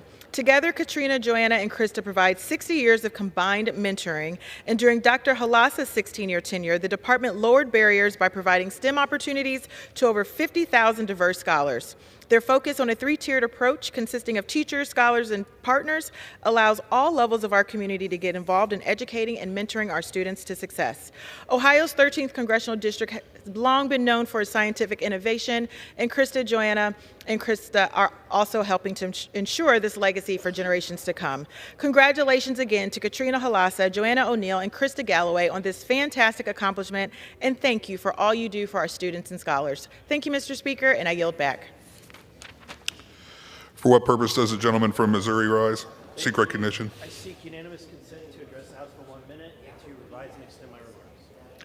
Without objection, the gentleman is recognized for 1 minute. Thank you, Mr. Speaker. I rise today to honor a great Missouri citizen, Mr. Harland J. Taylor, on the remarkable occasion of his 101st birthday on February 11th. Harland bravely served in the Army Air Corps during World War II, earning his pilot's wings to fly the P-51 Mustang. His military achievements stood as a testament to his courage and dedication. In 1974, Harland returned to Aurora, Missouri, where he built a legacy in agriculture, buying 800 acres of farmland and doing innovative, at the time, regenerative farming, which was a rare practice. Harlan's family is among his greatest achievements. His wife, Merle, and their two daughters, Terry and Tracy, helped run the farm until he retired at the age of 62. Harlan's journey didn't stop there. Even in his retirement, he drove an 18-wheeler hauling goods across our nation. As a pilot, Harlan maintained his license into the 1980s, and he and Muriel enjoyed extensive travel across the United States. Harlan's daughter told me that people in town would respond, well, sometimes luck just looks a lot like hard work. Happy birthday, Harlan, and may your legacy continue to inspire our Missouri values. I yield back.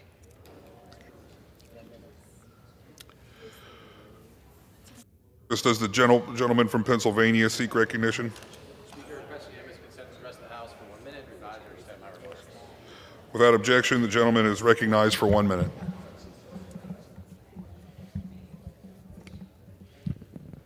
Thank you, Mr. Speaker. I rise today to celebrate the life and legacy of my constituent, Peter Ramage, who passed away recently at the age of 86. Pete was a lifelong resident and dedicated civic leader in Etna. He was a fellow Navy veteran with 4 years of service. He was a dedicated educator, rising to the ranks of vice principal in Pittsburgh Public Schools and then principal of All Saints Catholic Grade School. And he was committed to his community. Serving as Etna Borough Council president for 46 years, public service was in Pete's bones. And in Western Pennsylvania, life like Pete's, devoted to family, community, country, shows exactly who we are. Humble, proud, always ready to do our part. Pete embodied the very best of Western Pennsylvania values: hard work, patriotism, sacrifice. I'm holding Pete's wife, Mary Ellen, his family, his entire community in my heart as we celebrate his life and mourn his passing. Fair winds and following seas, Pete. Thank you, Mr. Speaker. I yield back. For what purpose does the gentlewoman from California seek recognition? Mr. Speaker, I rise to address the House for 1 minute and to revise and extend my remarks. Without objection, the gentlewoman is recognized for 1 minute. Thank you.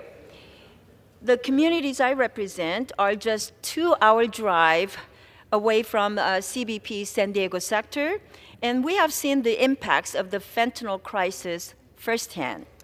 In 2024, the Orange County Sheriff Departments found 2.06 million pills laced with fentanyl. That is 204% increase from 2023. In Congress, I've been working hard on common sense solutions to keep our communities safe. That is why I proudly voted for the HALT Fentanyl Act, which passed the House to give our law enforcement the tools to crack down on drug traffickers and transnational criminal organizations funneling fentanyl into our streets and into our schools. I'll keep doing all I can to secure our border and put an end to the fentanyl crisis that is taking the lives of too many Americans. With that, Speaker, I yield back. For what purpose does the gentlewoman from Oregon seek recognition? Mr. Speaker, I seek unanimous consent to address the House for 1 minute and to revise and extend my remarks. Without objection, the gentlewoman is recognized for 1 minute.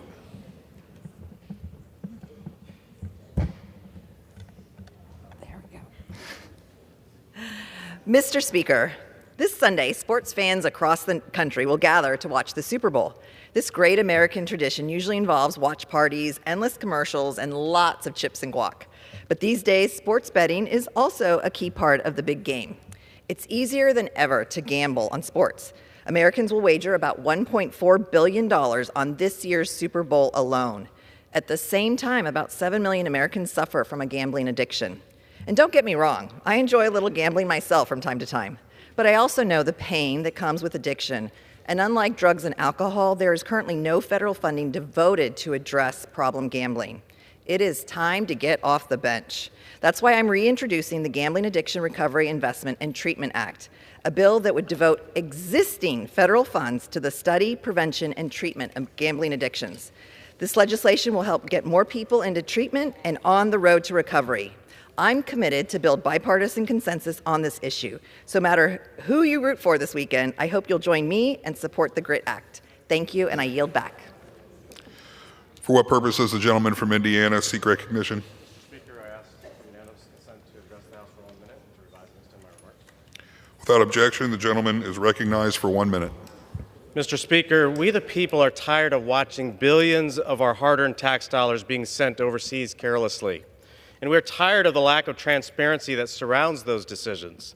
The American people voted for accountability, and they voted to keep the government in check. Legacy media has painted Elon Musk as a tyrant and President Trump as a deceitful puppet master. Their attacks lean on the premise that Elon Musk was never elected by the American people. My response to them is, how many people elected Kamala Harris to be the Democrat nominee for president?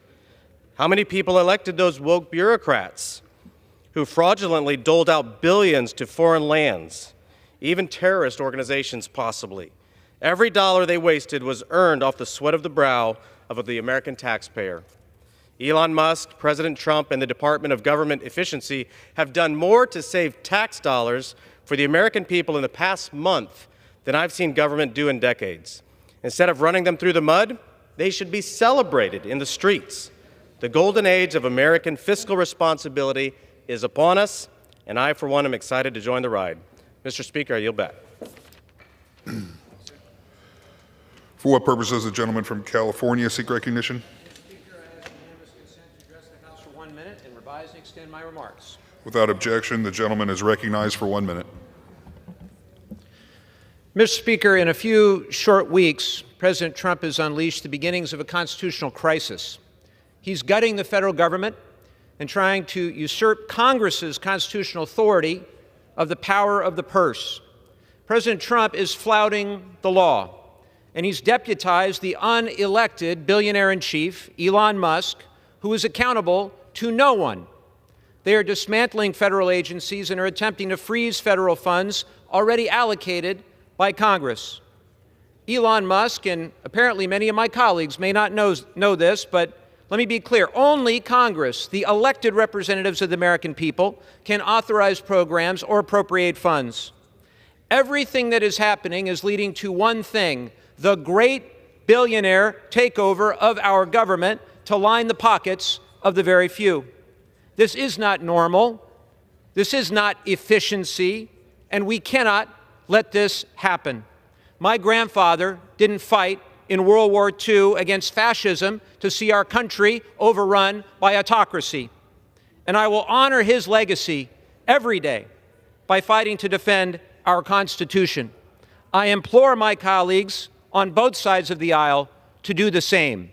America is worth the fight. I yield back. Members are reminded to refrain from engaging in personalities toward the president.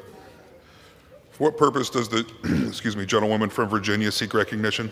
Mr. Speaker, I ask unanimous consent to address the House floor for 1 minute to revise and extend my remarks. Without objection, the gentlewoman is recognized for 1 minute. Mr. Speaker, I rise today to honor the life and service of former Isle of Wight County Supervisor, Pastor William McCarty. I was deeply saddened to hear of his passing in January. He will be deeply missed by all who knew him. Known to his community as Pastor Mac, he was a friend and tireless servant to the Isle of Wight community as both a pastor at Healing Water Worship Center and a local elected official. He first came to our region as a 22-year-old in 1999 to revive the small Smithfield Church of God congregation, spending more than 25 years successfully growing it into the thriving church community it is today. As the true servant that he was, he successfully ran to represent Carrollton on the Board of Supervisors in 2015, working tirelessly to make sure that Isle of Wight was one of the fastest growing counties in the Commonwealth of Virginia. My thoughts are with his loving wife Amanda and their 2 children and their granddaughter. May God uplift his family and loved ones in this time of sorrow and bless his memory. We will always be grateful for his service to his community and to our Commonwealth. Thank you, and I yield back. For what purpose does the gentlewoman from Texas seek recognition? Mr. Speaker, I ask unanimous consent to address the House for 1 minute and revise and extend my remarks. Without objection, the gentlewoman is recognized for 1 minute.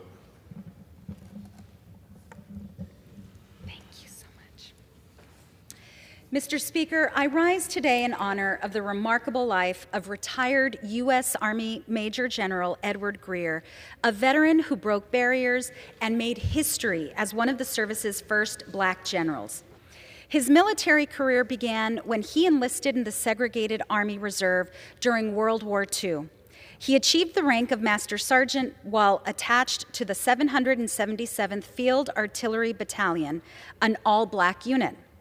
Upon commissioning as a second lieutenant in the regular Army, he pursued a second enlistment during the Korean and Vietnam Wars.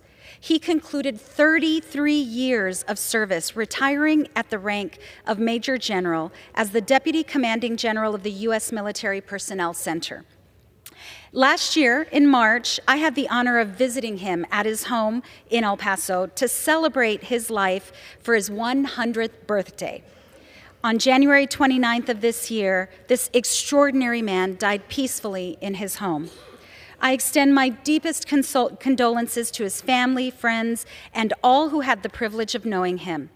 We honor the life of this hero, husband, father, and patriot, and we celebrate his immeasurable contributions to our nation. Mr. Speaker, I yield back. For what purpose does the gentleman from South Carolina seek recognition? Mr. Speaker, I ask unanimous consent to address the House for 1 minute, revise and extend my remarks. Without objection, the gentleman is recognized for 1 minute. Thank you, Mr. Speaker. Pakistan is an appreciated partner for 70 years of the United States, and our relationship with them is strongest when Pakistan embraces democratic principles and rule of law. Sadly, Pakistan's military has undermined democracy by jailing former Prime Minister Imran Khan. There are strong disagreements with Mr. Khan, including his weak policies toward war criminal Putin and the Chinese Communist Party. But political opponents should be defeated in democratic elections and not jailed or fabricated political charges. President Donald Trump survived corrupt judicial system and has been persecuting him, and he knows the danger of persecution. Pakistan should release Imran Khan, restoring democracy. Free Imran Khan. In conclusion, God bless our troops as the global war on terrorism continues. Open borders for dictators puts all Americans at risk of more 9/11 attacks, as warned by the FBI. Trump is reinstituting existing laws to protect American families with peace through strength. Best wishes to President Salome Zurishvili of Georgia and President Vladimir Zelensky of Ukraine for defending democracy. I yield back. For what purpose does the gentlewoman from Ohio seek recognition? I ask unanimous consent to address the House for 1 minute and to revise and extend my remarks. Without objection, the gentlewoman is recognized for 1 minute. Mr. Speaker, I rise today to share a rising concern for public health. My state of Ohio is the second largest egg-producing state in our nation, and nationwide, over 14 million egg-laying birds have been killed since December of last year due to the growing bird flu outbreak. That is why the cost of eggs are skyrocketing, and this is why we must get this outbreak under control as human infection rates rise. On January 6th, the first American died from this infection. With each new human infection, the virus learns how to mutate and infect more people. When studying this tragic death, the CDC found the virus had started to mutate, that means split, in two different ways. For the record, just one human infection, and we know the number of infections jumped to 66 human infections last year. History instructs it is only a matter of time until doctors see sustained human-to-human transmission increasing. And despite this reality, the new administration ordered all divisions of our Department of Health and Human Services to halt their external communications. Bad idea. If the FDA wanted to warn Americans about a recalled item, they can't do so. The CDC needs to report what's happening around our country so that the bird flu doesn't continue to kill not just flocks, but our Americans. Thank you so very much, and I yield back. For what purpose does the gentleman from Florida seek recognition? Mr. Speaker, I ask unanimous consent to address the House for 1 minute and to revise and extend my remarks. Without objection, the gentleman is recognized for 1 minute. Mr. Speaker, I rise today to recognize the incredible work of ATA Space, a business in my district, and is shaping the future of American space exploration. As we return to the moon and set our sights on Mars, one challenge remains: the ability to refuel spacecraft in orbit. This requires storing fuels at temperatures hundreds of degrees below freezing and transferring them while traveling 17,000 miles per hour in microgravity. That's no easy task. The dedicated team at Ada Space has been at the forefront of solving this challenge, but like so many small businesses driving innovation, they need support at a critical moment. That support came from a local community bank that provided essential credit to keep them moving forward. Thanks to that local support, Ada Space is thriving, and later this year they will launch their satellite to advance the future of American spaceflight. Community banks are the cornerstone of our entrepreneurial spirit, and on this Financial Services Committee under Chairman Hill, we are making community banking great again. Thank you, and I yield back. For what purpose does the gentlewoman from Hawaii seek recognition? Mr. Speaker, I ask unanimous consent to address the House for 1 minute and to revise and extend my remarks. Without objection, the gentlewoman is recognized for 1 minute. Thank you, Mr. Speaker. Last week, President Trump issued an illegal and unconstitutional order for the federal government to halt the flow of federal funds. Shortly after, FEMA shut down its online portal used to distribute disaster assistance across the country. As if it wasn't enough, President Trump wants the federal government to dissolve FEMA and push disaster response and recovery to the states. These policies are not just alarming, they're downright terrifying for communities in Maui, Florida, North Carolina, Georgia, and now California, still trying to recover from recent disasters. Ending FEMA will be catastrophic for small and rural communities and states across the country that do not have the financial and human resources to quickly and effectively respond to major disasters. In their times of uncertainty and need, Americans deserve to know that the federal government will be there for them, no matter where they live.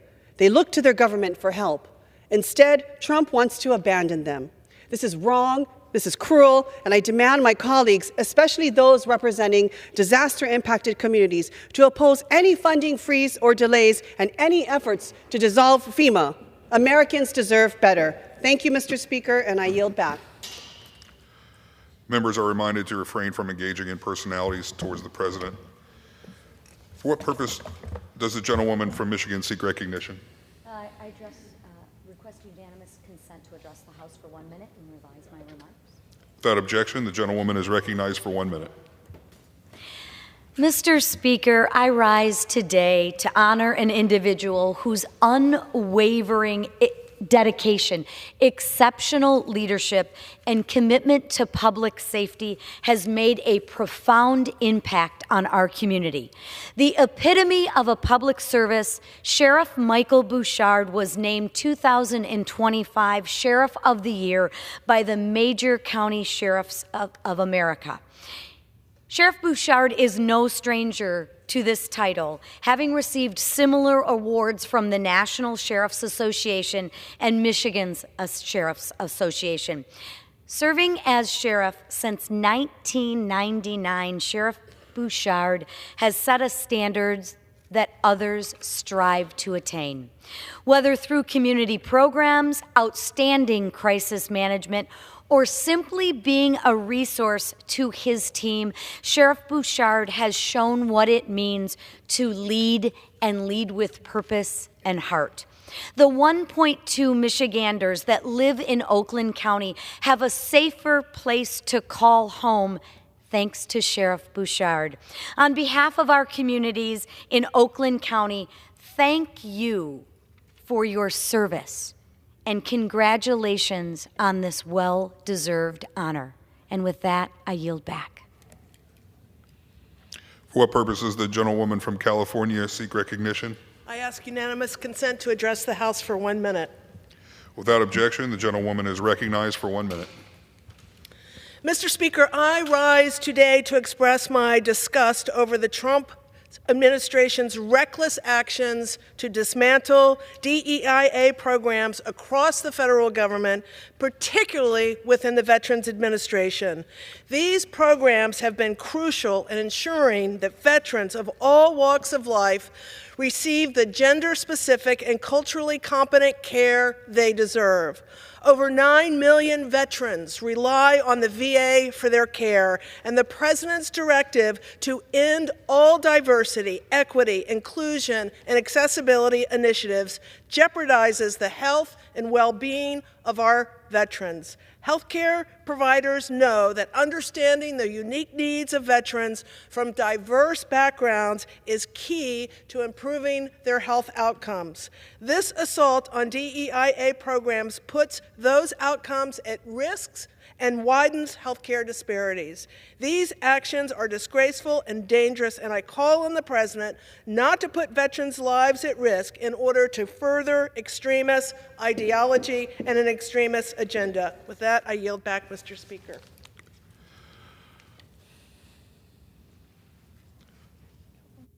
Purpose does the gentlewoman from California seek recognition?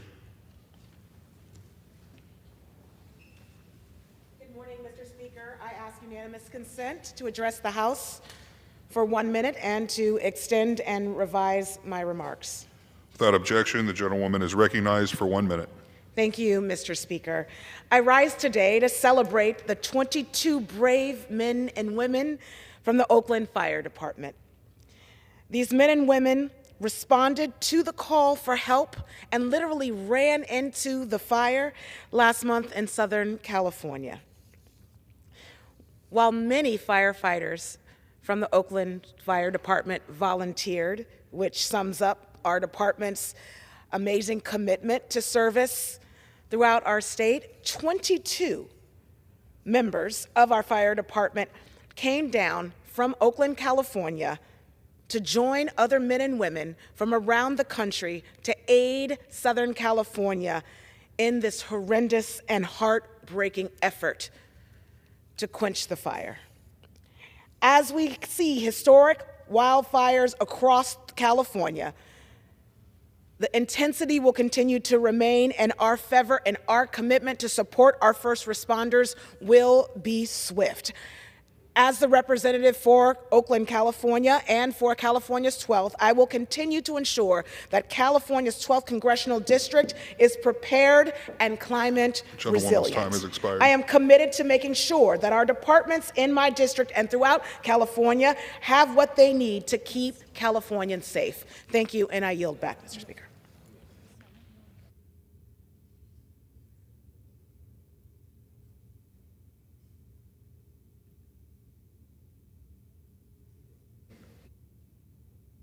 For what purpose does the gentleman from New York seek recognition? Mr. Speaker, I ask for unanimous consent to address the House for 1 minute and to revise and extend my comments. Without objection, the gentleman is recognized for 1 minute. Thank you very much, Mr. Speaker. Mr. Speaker, this institution has a choice to either be an independent, deliberative body or to rubber stamp foolish policies. What man desires to punish our neighbors, to insult and intimidate our closest ally, Canada, when they have done nothing to warrant this action? Levying a tariff is an economic tool to be used carefully and strategically to deal with bad actors on the international scene who willfully undercut American fair trade. The 25% tariff that's proposed on Canada is counterproductive and mean-spirited. Its application to Mexico is equally devastating to us. It will raise prices for the everyday American. When they go to the stores, over 1,200 goods will see prices rise with no rise in their paycheck. It will impact goods sold by American companies in Canada and Mexico as they impose retaliatory tariffs to defend themselves. American families, not foreign leaders, will bear the burden, and the President himself acknowledged Americans would face some pain. Wall Street and Main Street alike know that agricultural products, cars, steel, gas, all of this is a self-inflicted wound, all unnecessary. This institution needs to listen to Ronald Reagan. Ronald Reagan eloquently warned American politicians not to do this. Thank you, and I yield back. For what purpose does the gentleman from Nevada seek recognition?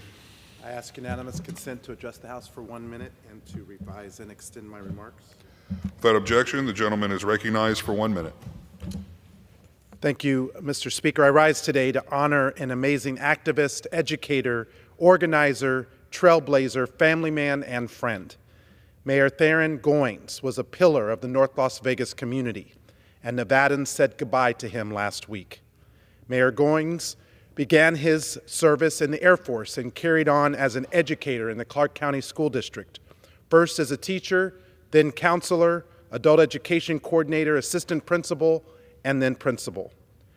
He spent 20 years on the North Las Vegas City Council, 12 of them as mayor pro tem. Before his passing, he witnessed his daughter become the first black mayor of any city in Nevada for the same city where he served. Mayor Goins' life was dedicated to making things better for others, and a grateful community honors his contributions on this day. I would like to extend my heartfelt condolences to the family and the Theron H. and Naomi D. Goins Elementary School, located in my congressional district, where we celebrate his years of diligent service and commitment to community. A graduate of Prairie View A&M University, a member of Kappa Alpha Psi Fraternity Incorporated, Mayor Goins lived a life that inspires so many who knew him and set an example for all to aspire. The North Las Vegas community will miss his leadership, his commitment to others, and his charming smile. Thank you for all that you've given us, Mayor Goins. Rest in peace, rest in power. I yield back. The chair announces the Speaker's appointment pursuant to Section 2B2 of the Commission to study the potential creation of a National Museum of Asian Pacific American History and Culture Act, Public Law 117 through 140, in the order of the House of January 3rd, 2025, of the following individual on the part of the House to the Commission to study the potential creation of a National Museum of Asian Pacific American History and Culture to fill the existing vacancy thereon.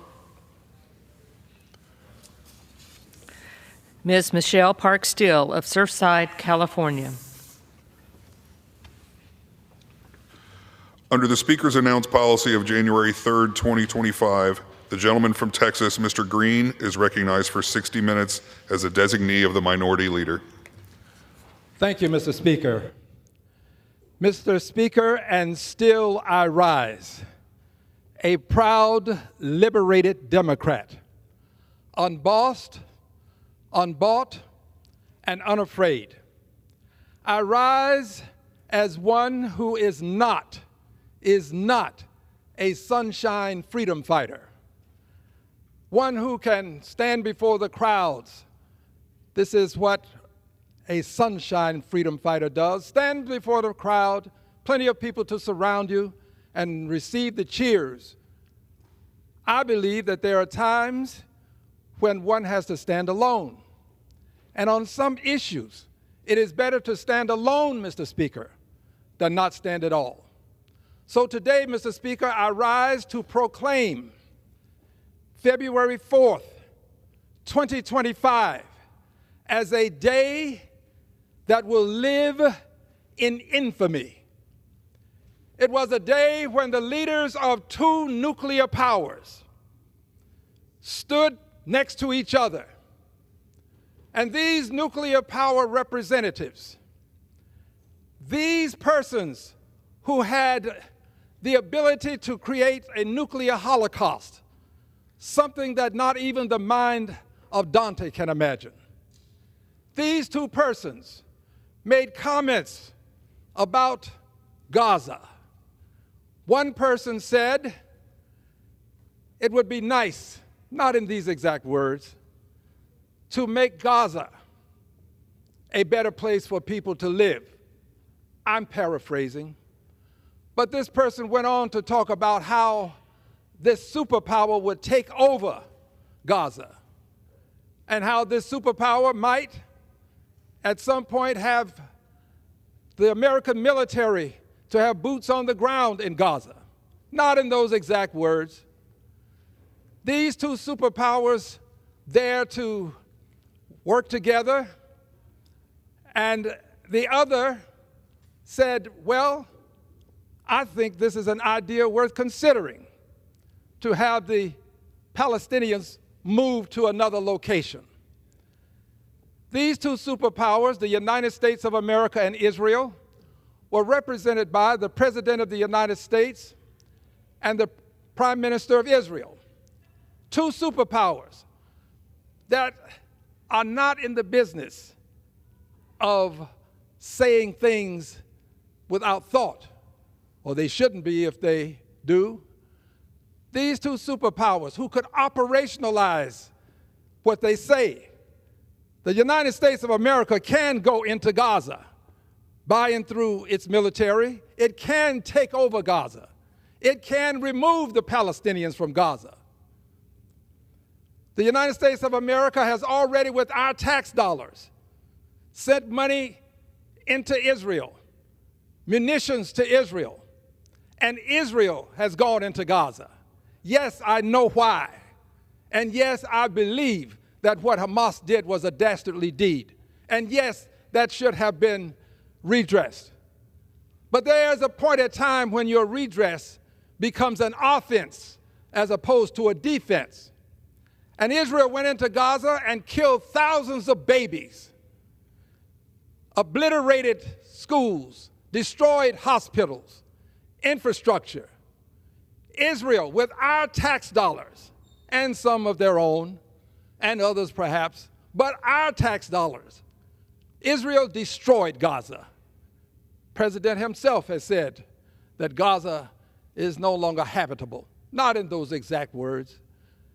Israel, the United States of America, represented by their various agents, now indicating that Gaza can be taken over. But I marveled, quite frankly, at something that happened. The President of the United States of America said, I've talked to everybody, and everybody that I've talked to, they agree. Well, apparently the Saudis didn't agree.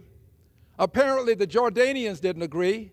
The Egyptians didn't agree. The Europeans didn't agree. There seems to be great disagreement, Mr. President, with what you said you would do in Gaza. And Mr. President, for your edification, and Mr. Prime Minister, for your education and edification, you should have talked to the Palestinians.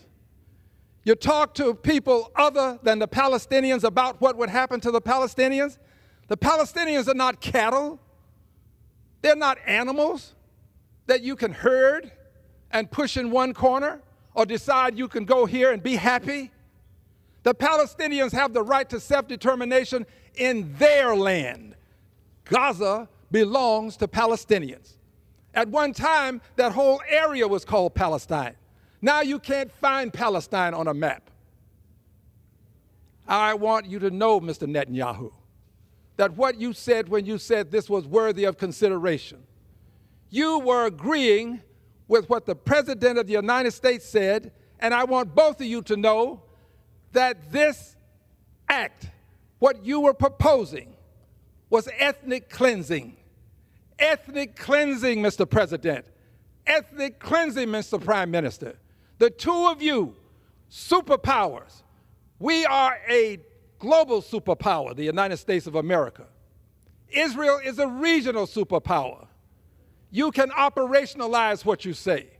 You ought to be careful about the things that you say when you are speaking about the lives of other people. And I want you to know, the two of you, that what you have done cannot be erased. It is indelible. It is indelible. It is a stain on Israel, and it will be a stain on Israel. From now until the end of times, people will remember that the Prime Minister of Israel, the Prime Minister of the state that passed a law that said that from the river to the sea, there will be no Palestinian state. That's what the Israel Knesset did. The Prime Minister of Israel has agreed that the Palestinians could be taken away or moved, and that the United States could take over Gaza.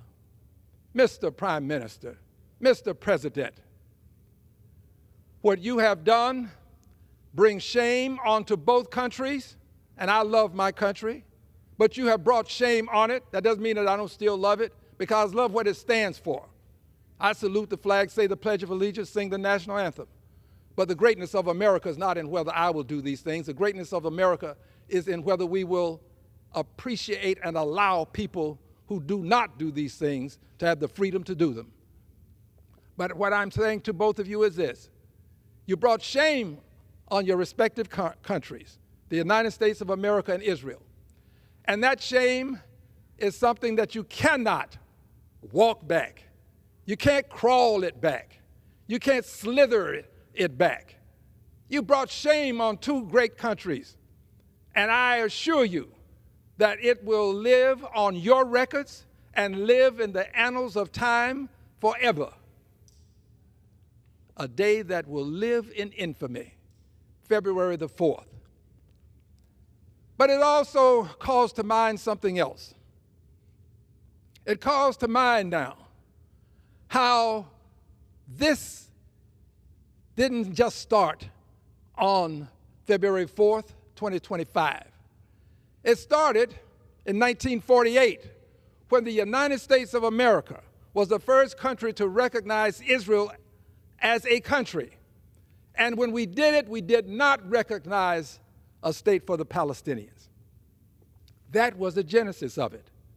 And it has now come to fruition that the Israelis, by and through their prime minister, desire to have us take over Gaza. This is shameful. So here's what I think has to happen. And I speak for myself and everybody who agrees with me. I will boycott. I will boycott. I want my colleagues to hear that. You have put us in a position such that if we disapprove of this kind of invidious discrimination and harm that's being perpetrated, that we can't say anything about it. I'm saying I will boycott. My first boycott will take place when there's a vote on sending more money, more tax dollars to Israel. If you bring a standalone bill to the floor, I'm going to boycott with my vote. I will not vote to send another dime to Israel. Israel has to do more than simply say, well, what we said the other day was not a big deal. We were just talking about a temporary relocation. That's not what you said. And we're not going to let you crawl that back. So I'm going to boycott. I know that there are persons who believe that to say that is somehow inappropriate. Well, I'm saying it live here and now. I will boycott. And I also understand that if I or you or you or you and someone else, any two of my colleagues, took to a podium and have it televised, and if you would say, I believe we ought to buy Israel and we ought to relocate the Israelis, I believe that if you said that, you'd never live it down. You'd be called anti-Semitic if you talked about relocating Israel the same way people are talking about relocating the people of Gaza, the Palestinians. You'd be anti-Semitic. So what does that make the President of the United States and the Prime Minister of Israel? You have to be anti-Palestinian. You cannot say what you said and not be anti-Palestinian. This day is going to live in infamy. This will be forever a part of your history. Anti-Palestinian. But it didn't just start on that moment in time. It had to be a part of the Knesset of Israel. When they voted to not have a Palestinian state west of the Jordan. That's another way of saying from the river to the sea, there will be no Palestinian state. You can't say that in this country. If you say that, you will be labeled an anti-Semite. If you say that and you're a member of Congress, you'll be brought into the House and you'll be sanctioned for it. It happened to one of my colleagues, someone that I have respect for, May I change that? I have great respect for. It happened to her. Rashida Tlaib, from the river to the sea, and you're sanctioned, but you can pass a law in the Knesset saying from the river to the sea there will be no Palestinian state, yet a slogan that she could not operationalize, by the way. You can operationalize what you say, Mr. President, Mr. Prime Minister, yet you don't want others to say what you are doing. You talk about how the Palestinians, more specifically Hamas, is an existential threat to Israel.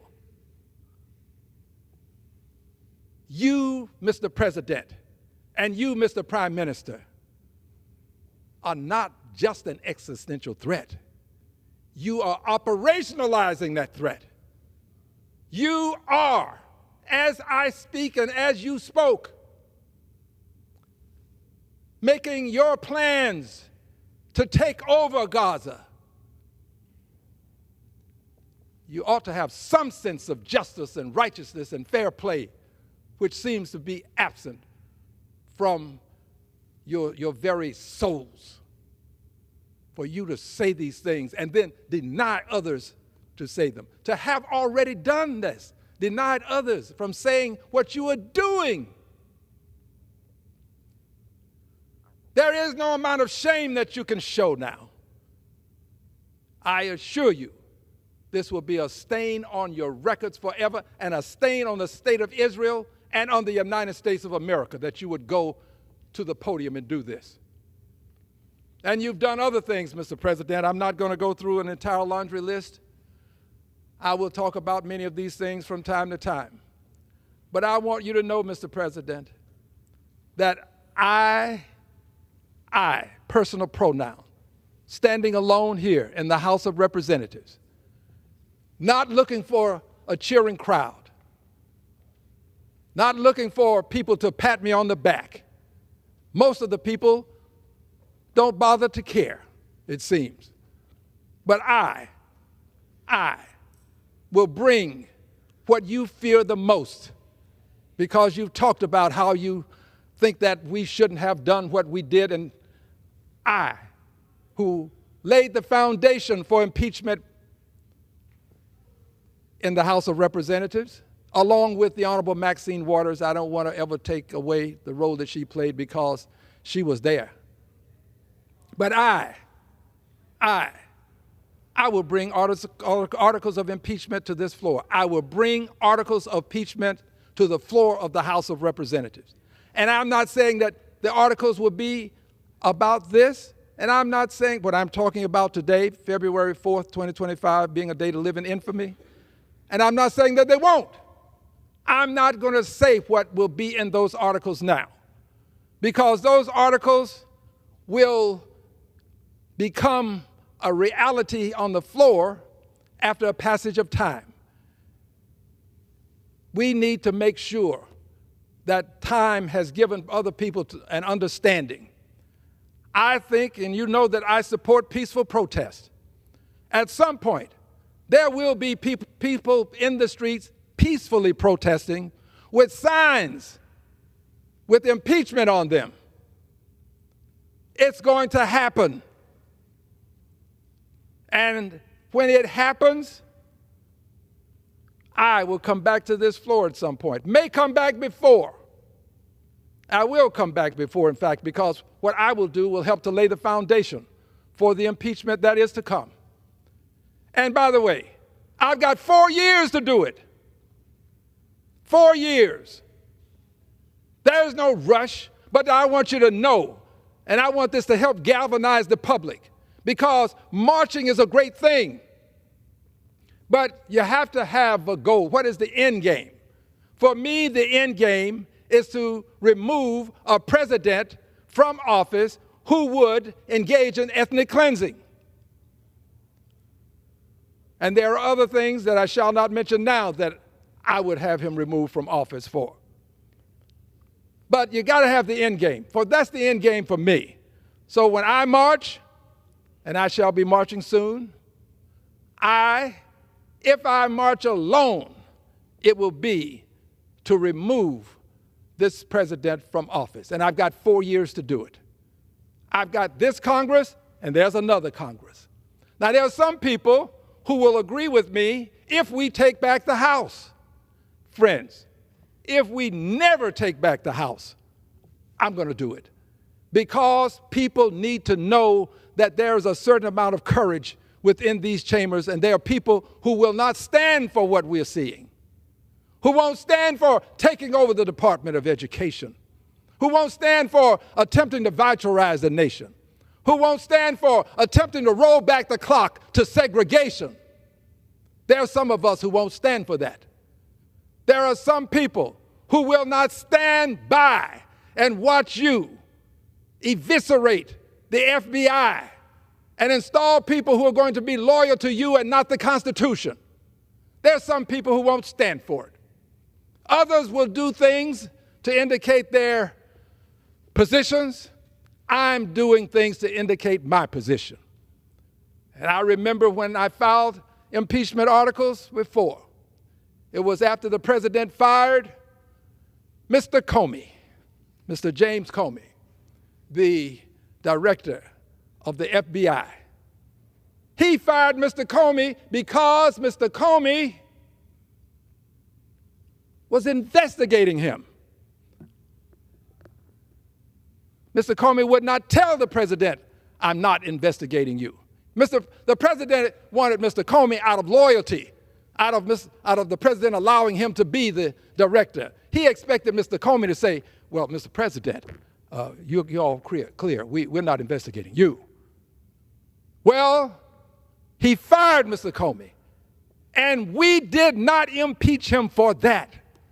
If we had impeached him for that, we might not be here today, because we have given him reason to believe that if he could fire the director for investigating him, why not fire everybody that was a part of an investigation, a lawful investigation based on things that he did, a lawful investigation.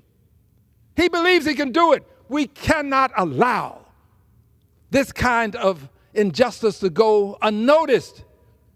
We cannot take this notion of we'll get to that when appropriate at a later time. Now is the time to stand up to injustice. Now is the time to let people know that you got the guts, the courage, the moral turpitude, the strength of your convictions. Stand up for your country. Stand against what you see happening. How can you see the takeover of the constabulary, the FBI, the CIA?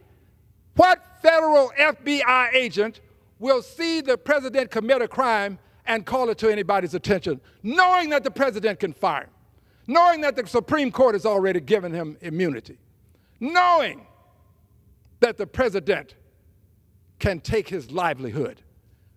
We are putting the president not above the law, but beyond the law, beyond any means of redress for the injustices he perpetrates. That's not the country I want, and that's not the country my Republican friends across the aisle want. They're just too timid to say it. I'm not. And I want you to know also, Mr. President, that you're doing them a disservice. Here's why you're doing them a disservice. Because you can do these dastardly things and bring them along, drag them along, put anybody you want in charge of the Department of Defense. Put anybody you want, just anybody. Doesn't matter. That's your choice. You can do these things and they can support you, but here's where you harm them. America's going to wake up. Some of them won't be coming back to Congress. You don't worry about getting reelected. Some of them do. You're putting them in a bad position. Someone will say, well, Al Green, you may not come back to Congress. If I don't come back, I will know that before I left, I spoke truth not only to power, but about power. Many of them will just leave in shame, afraid, fear of the president, afraid that he'll try to get Elon to spend $25 million against them, just as they did Jamal, just as they did Corey. And we never said a word about those, and that's another speech. But my point to you is, we cannot allow this kind of injustice to go unnoticed. And I assure you that what you have done to bring shame on yourselves, what you have done, Mr. President and Mr. Prime Minister, to disgrace the countries that you represent, will live in infamy, and it will live in the records of the Congress of the United States of America. Not only by virtue of this speech, but also by written words that will be placed in the record, so that those who look through the vista of time, when they look upon this time, they will know who had the guts to stand here in the House of Representatives and call out your injustices. Mr. Speaker, I'm a person who's not afraid of what I have been and am now. I'm reaching my final comments. These are my final comments. I've said I'm a liberated Democrat, unbought, unbossed, unafraid. I'm also woke. Not in the sense that my colleagues have redefined the words to suit their unjust means, but in the sense that it has been defined more specifically in the sense that you can find it in a dictionary. I am awake and I understand injustice and prejudice. I know what it looks like. I had the Klan to burn a cross in my yard. I know what it sounds like. I've been called ugly names. I know what it smells like.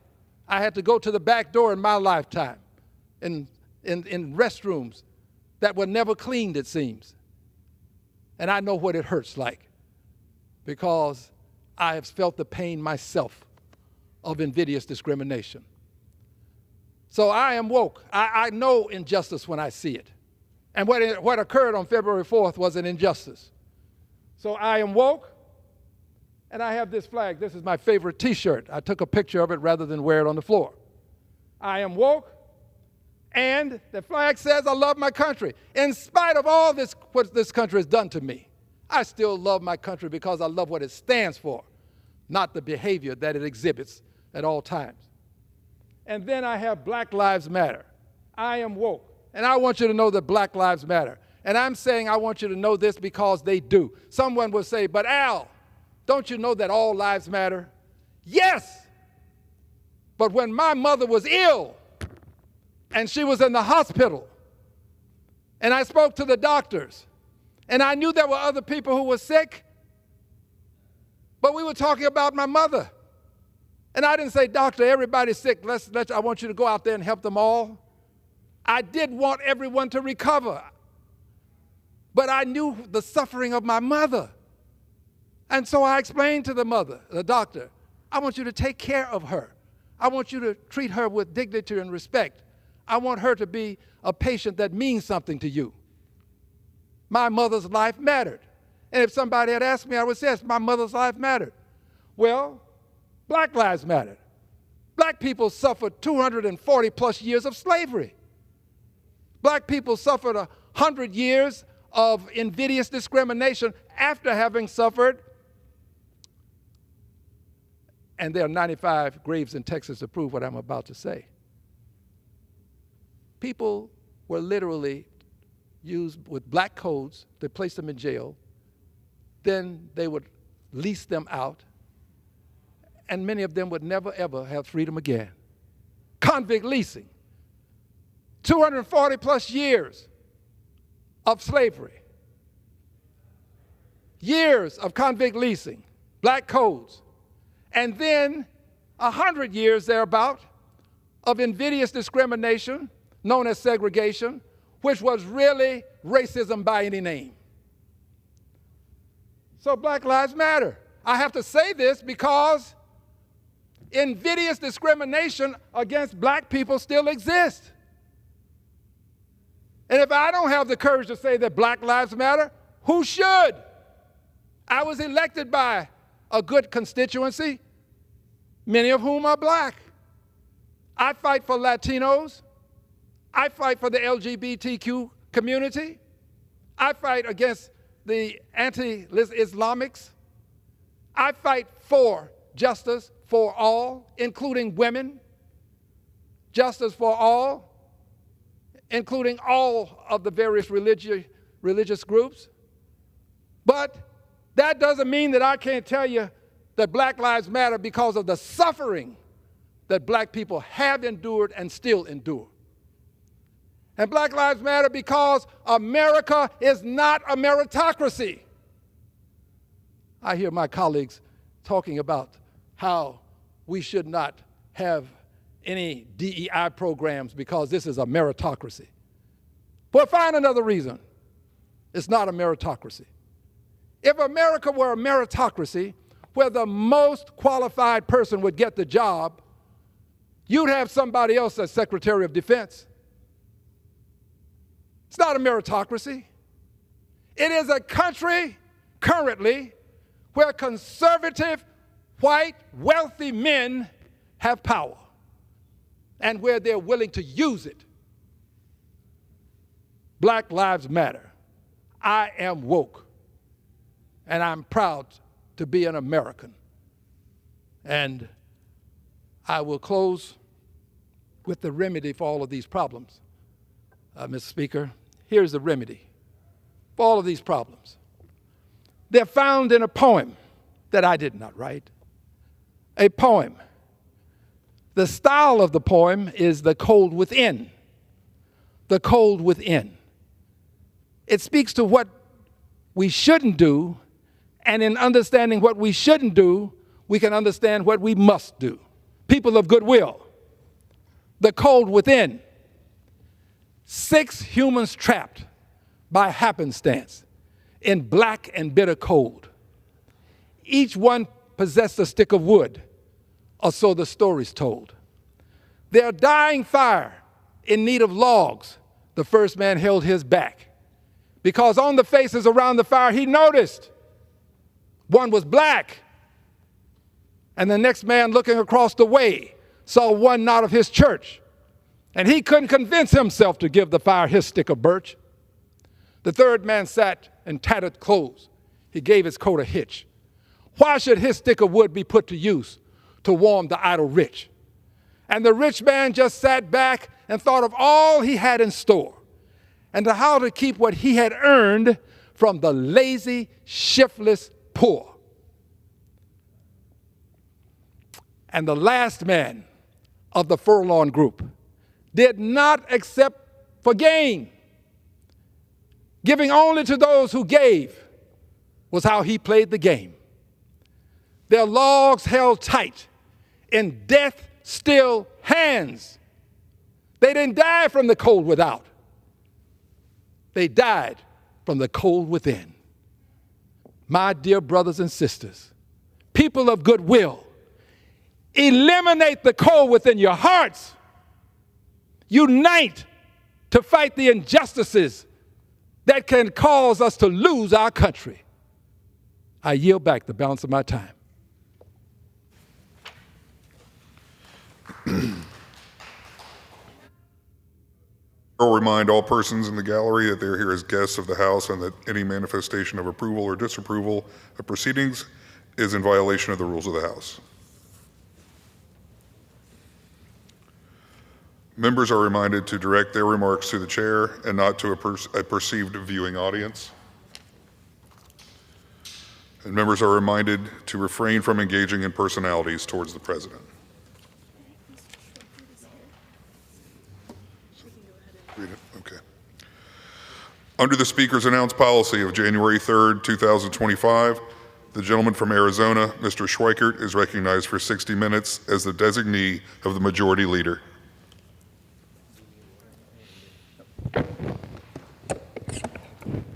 Thank you, Mr. Speaker Pro Tem. Forgive us as we're getting ourselves organized. The gentleman from Texas ended a couple minutes sooner than we expected. For anyone listening, whether it be staff, another member, anyone that actually gives a darn, give me your first 4 minutes, because the first 4 minutes is I need to explain why we've been joking about it in a dark way. We're in the budget wars. It's about reconciliation. Why is there such angst by some of us? You know, thank you, Mr. Speaker. I chair the Joint Economic Committee, so I'm the idiot with all the economists. I'm number 4 on Ways and Means. I'm not good at many things in life. I'm okay at math. What's going on that is stressing us? Last night I could barely sleep because I had read report after report after report, and the math was devastating. And this is what we need to understand.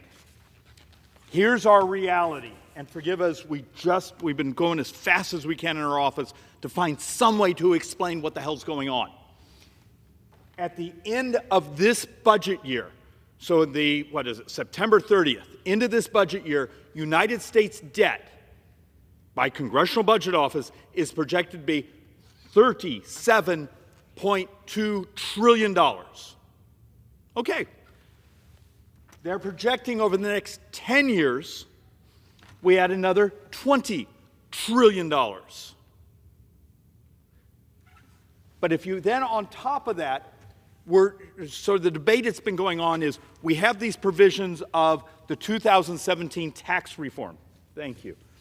The 2017 tax reform that are expiring at the end of this year. If you go take it to 2035, because that's sort of the 10-year window, 9 budget years, it's another $5.5 trillion. Then you add onto that the interest, because it turns out if you were to finance it, not pay for any of it, that's another $1.3 trillion on top of that. Then if you were to come in here and then take the president's requests. So let's just, because we have a couple members here, just say, just do everything, make everyone happy. Screw my retirement, the next generation. America will be fine. If you add it all up, by 2035, you have over $74 trillion in debt. You're somewhere in the 155 or so % of the entire economy is borrowed. Today, we're a little less than 100. So the point I'm trying to make here, even if you do the calculation of publicly sold debt, because as I've tried to explain, you have like the Social Security Trust Fund, which is gone in 8 years. But we borrow the money out of that, and we do pay interest on it.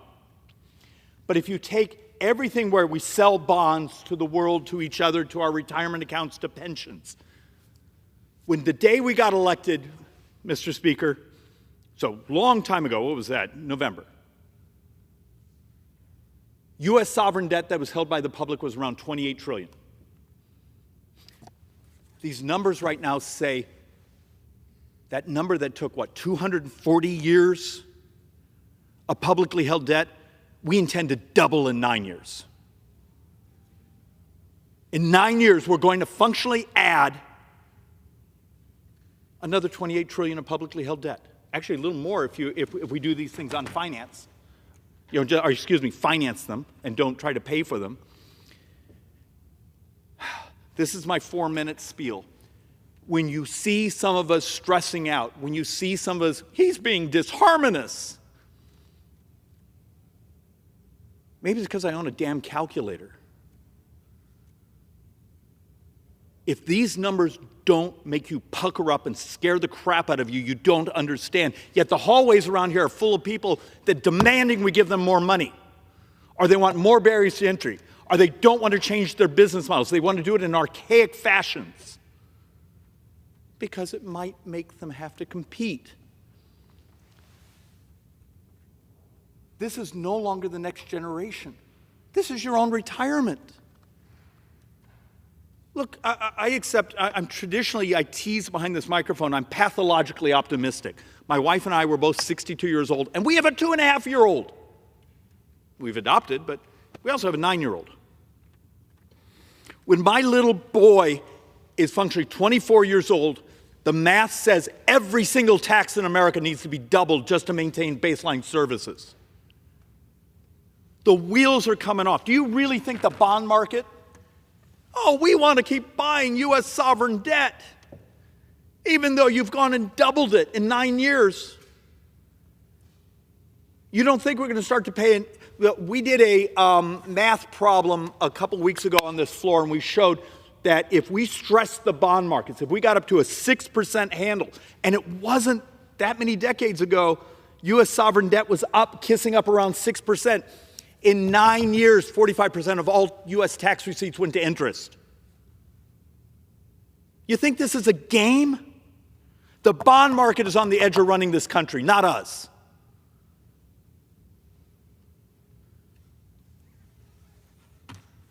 If you're a member of Congress and you claim that you care about debt and deficits and the next generation and working people and people's retirement, and you don't have this poster up somewhere in your office, how do you understand the math?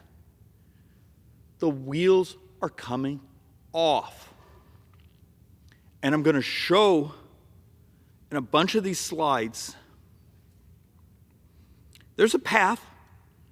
We can produce some level of stabilization. It means doing really hard things, which you know how good we are at doing hard things, because once again, there'll be an army of people outside the door all upset with us because we're trying to do hard things.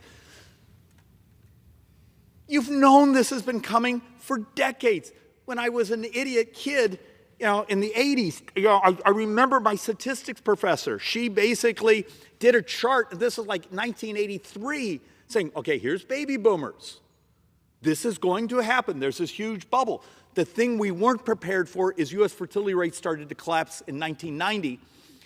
We don't have enough young people. I'm going to show some charts of how hard it is to keep up productivity and growth. And it's not just the United States. It's all across the world. There's a shortage of young people. But we're going to pretend we can just grow our way out of things. That's complete, not untruth.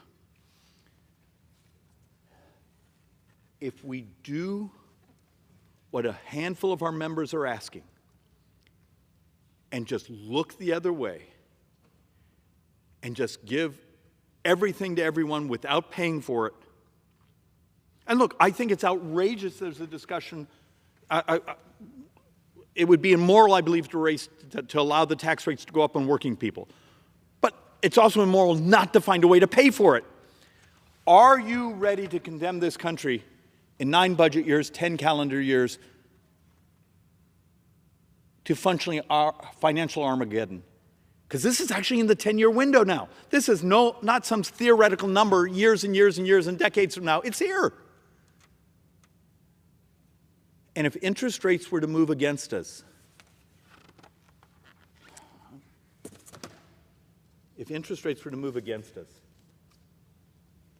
it's functionally almost Armageddon. I'm going to skip.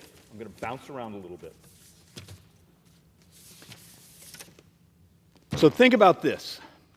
Why are some of us trying so hard to get as much in the way of modernization, cost changes, those things? So we have $5.5 trillion, if you do the 2035, of expiring provisions that would raise taxes on our brothers and sisters in this country. We need that not to happen.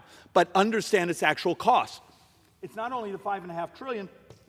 If you just did it, if you just pass it, it's another $1.3 trillion of interest over those 10 years. That means in 2035, the interest handle for America is $2 trillion a year. Just interest will be $2 trillion a year in 9 budget years if we don't find ways to do offsets. How can this not terrify people? Are there people in the White House that have calculators? Are brothers and sisters here, do you really think the debt markets, we want to buy that much more U.S. sovereign bond? Look, There's a funny fact, interesting factoid, it's not necessarily funny. The world today has the highest ratio of debt since the Napoleonic Wars. And if you remember your history, after that there was years and years and years of misery as governments tried to figure out how to unwind and go to war with each other and those things because of the depressions that it caused. We're not the only country binging on debt. And I'll say this a couple times, and it's the one thing that gets me really hateful emails and text messages. 100%, well, almost 100% of the next 10 years of debt is interest and demographics. Almost all of it is Medicare. Our brothers and sisters, people like me, baby boomers, gray hair, we're moving into our earned benefits. We didn't set aside enough money, and we've been unwilling to modernize how we deliver services because it annoys the lobbyists and the people at home, and people get uncomfortable. Oh, David, you want to use technology. You don't have a choice. You just don't have a choice. It's not my feelings, it's math. But you start to look at this. If you look at the data right now, if we were to do the expiring tax provisions within the budget window, the United States will pay $2 trillion plus a year just in interest. And that's at today's interest rates. That's without even a calculation of raising interest rates going up.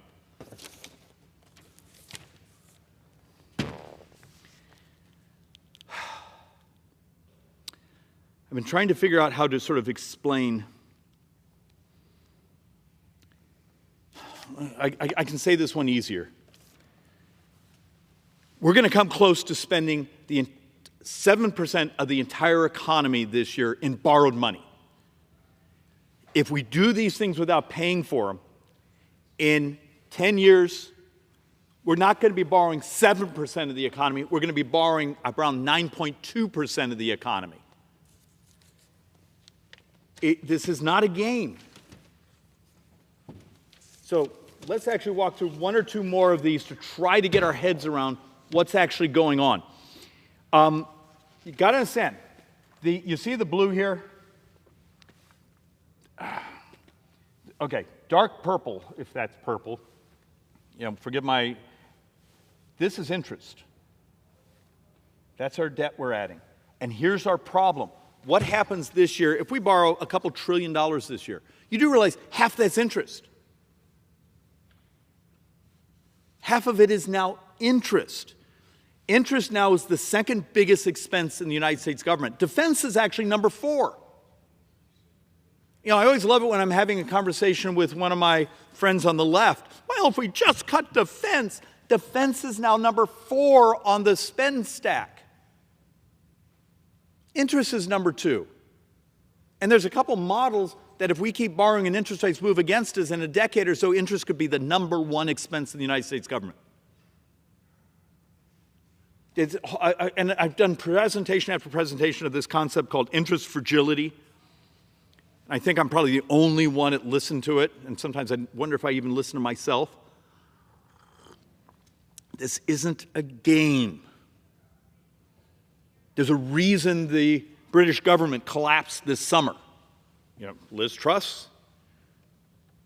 Yeah, we're a hell of a lot bigger economy. Do we really think, because we have the 2 great extraordinary privileges of the reserve currency and being a country that people want to do business in, live in, prosper in? Do you think we keep those things if we keep this sort of clown show going? So let's actually walk through a couple more of these, and then I'm going to try to have a little fun mocking some of the suggestions that keep coming in. Debt held by the public under alternative conditions. Trying to make increase in primary deficits. This is where, and I need to explain, this is going to be a little tricky. In 2033, because what was done in this body in lame duck, where we functionally took another couple $100 billion out of Social Security and paid it out without replacing the money, now it looks like the number is in mid-2033, Social Security Trust Fund is empty. CBO, now the law for Social Security says you cut seniors' benefits, math is about 20%. So we will double senior poverty the following year. But that's not how CBO is forced under the law to do the math. The math, there's an actual law that says you're not allowed to show a zero balance. That's why we're doing this. So that means in 2034, there's $600 billion of borrowing that's shoved in that's actually to make up the balance, the shortfall in Social Security. And next year, it's more. So if you add up 2023, 24, 25, there's like another $1.7 trillion because Social Security is empty. And you don't want to double senior poverty, but we're also far too fearful to actually tell, our voters the truth. And the fact of the matter is, every time one of us idiots, me, gets up and tries to find a way to stabilize the Social Security Trust Fund, that side starts running attack ads on you because they care more about winning the next election than they do doubling senior poverty in America. It's just absolutely immoral. It's almost like, because the math, so you start to look at what's going on here. If we're really heading towards a time where just the primary deficit that's publicly sold without the other request from the president, we're at 55 plus trillion. And that's,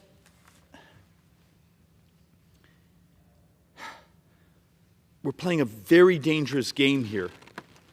And yet, my sense of frustration is off the charts. And look, this one's, it's very simple. Within the budget window, publicly held debt, not also the borrowing from the trust funds, publicly held debt, if we were to do the expiring tax provisions without paying for them, we're at 149% of debt to GDP. We will functionally have raised U.S. debt by 50% in 9 budget years.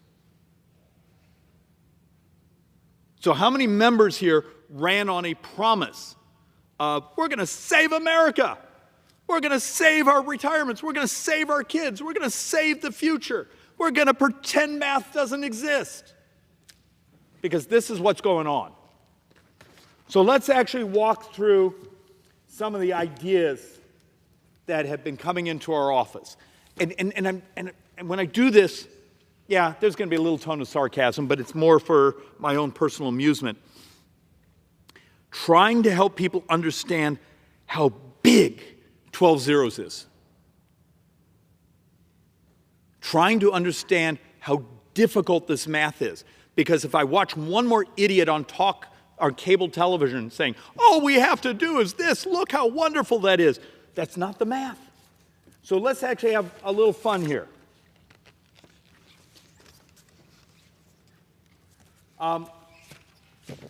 Okay, great. Wall Street Journal yesterday said, hey, there's 40,000 federal employees which have said they'll take a retirement package. Okay, I'm ignoring, hey, if they took the package today, we pay them through the rest of the year. I'm just ignoring that math. But what is 40,000 federal employees times an average salary? I think we used 106,000, which we got from one of the reports, and you just multiply that. And understand, and this is the conservative number, we're borrowing about $6 billion a day. That 40,000 federal employees leaving is a single day of borrowing.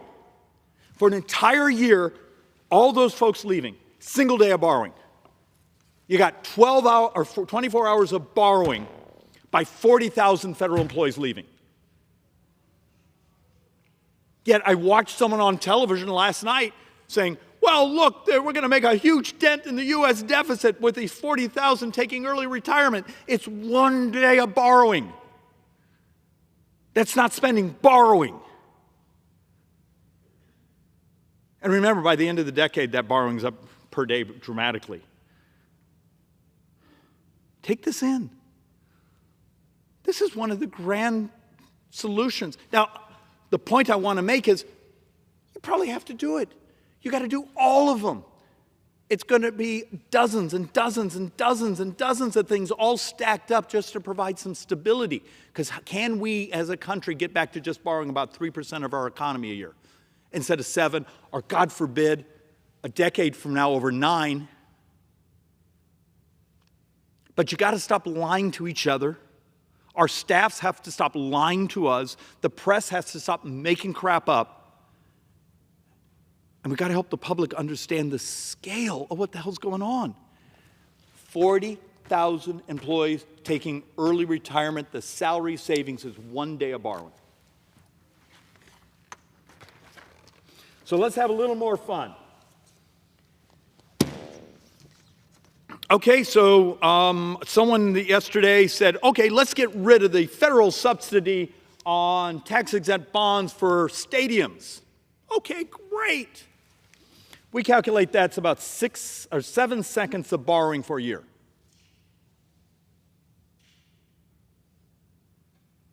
Seven seconds. But this is worthy. Yeah, I'm going to throw it in the stack, but is this really your debate line? We're not going to subsidize tax-exempt interest for billionaire sports team owners? Great. Okay, fine. But it's 7 seconds.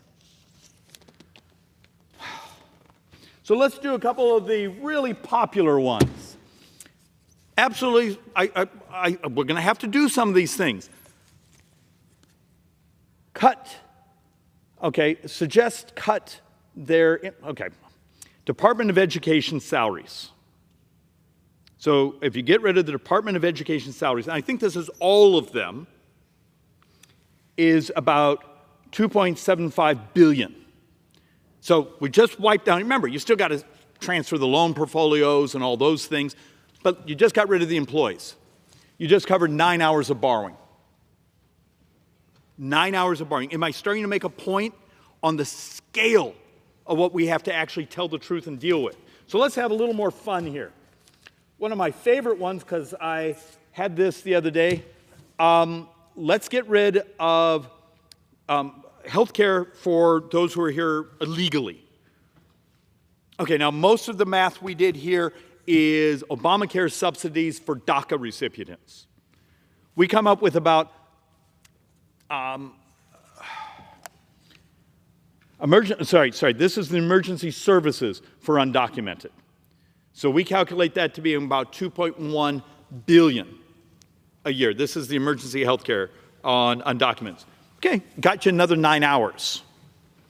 So let's actually go to something a little bigger. Let's get rid of the foreign aid. Okay, foreign aid's gone. You got yourself a week. How many times of those of us on the right, I've been in a debate with another Republican, if we just didn't have foreign aid, we'd be fine. Okay. Now, you've got to deal with the reality of what that does to our military, our footprint in the world, protecting the reserve currency. Why are we the reserve currency? Because we have a footprint, we protect the trade routes, but look, you should know that from your history. But you just wiped it out. You just covered a week of borrowing. Am I starting to make a point here? This is why it's hard. Close the carried interest loophole. Okay, it's about, my math is actually not 12, it's about 13 billion over 10 years. Okay, so it's 13 billion over 10, so you got 1.3 billion. So I'm going to talk around the chart. So 1.3 billion in a year. We borrow about 6 billion a day. So you get yourself an hour, a couple hours. But it's a great talking point. We should get rid of that carried interest on those rich people. Fine, but don't act like it actually solves something.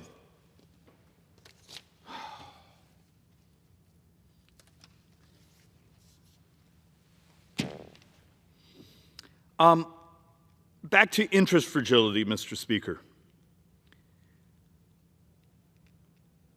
One of the discussions, and this is a little geeky, but it's really, really sort of important. About half of our debt is in what we call notes. So look, there's bills, notes, bonds. It's the hierarchy of a bill is very short term, can be under a couple of years. The notes are in the middle term. But right now, half of our debt, actually more than half of our debt, actually about 72% of it is really short term. So we did I was doing it in my head. We're going to borrow about $2 trillion virgin this year, and we're going to probably have to refinance 9 or 10 this year because so much, and that's not the roll, because we have a lot of roll where it goes, sometimes 30 days, 90 days, 6 months. If interest rates move against us, it moves into U.S. debt calculations. Within a year or two, it's all in there. And that's why there keeps being this discussion of, could we go out further? If you want to know what others are, those are the inflation adjusted bonds. But that's why you talk about interest fragility. If suddenly the world goes a little haywire on us, our inflation ticks up and interest rates go up, it pounds the United States, because the previous administration and the one before that, and heaven forbid back into the Obama administration, they stayed very short on the curve because it was a little bit cheaper. The danger of that is if interest rates move against us, it's a technical economic term, we're absolutely screwed.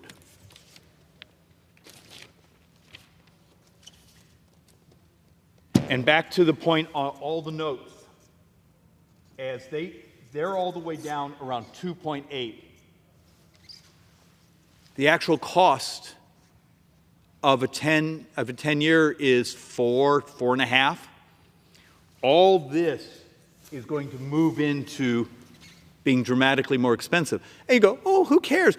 When you functionally have, by the end of this year, close to $30 trillion that has to be borrowed from capital markets, from people around the world, this is a big deal.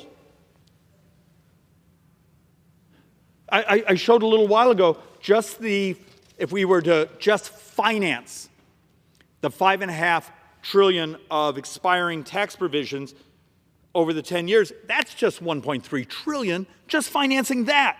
Now imagine the movement on everything else.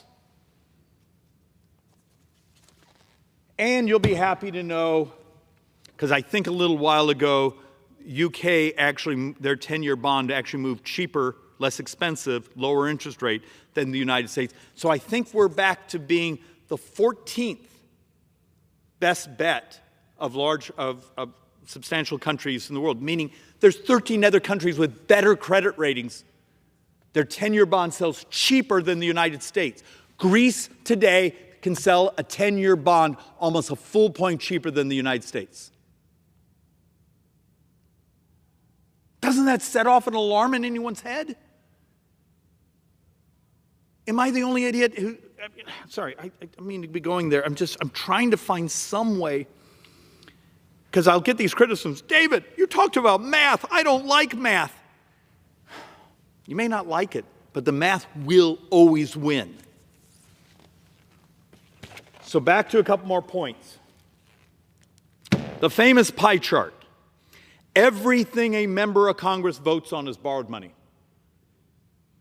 Every dime of defense is borrowed money. Every dime of non-defense discretionary is borrowed money. I think last fiscal year, $400 billion of earned benefits. And look, what we call the mandatory, the red. Some of that, most of it's earned benefits. It's your Social Security, it's your Medicare, it's your VA pensions, those sorts of things. There's a portion that you get because you're part of a certain tribal population, it's part of a treaty obligation, or you fell below a certain income, Medicaid, or those things.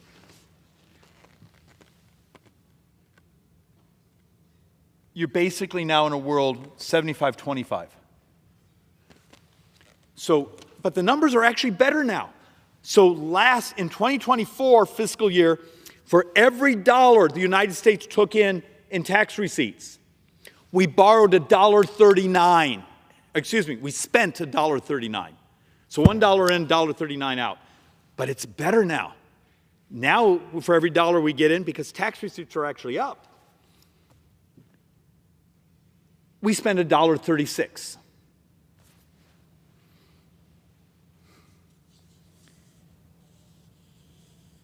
How do we go home and tell our folks the scale that the simple solutions are absolutely wrong? They're not truthful. It turns out we have a brutally complex problem. It's going to require a complex solution, and it's going to require doing hard things. But we have people, but I will only vote for if I get this.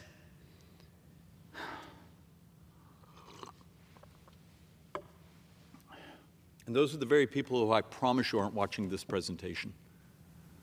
This isn't a game. These numbers keep getting uglier and uglier. And back to the thing it gets me screamed at, and this board now is getting old, and the numbers are actually worse.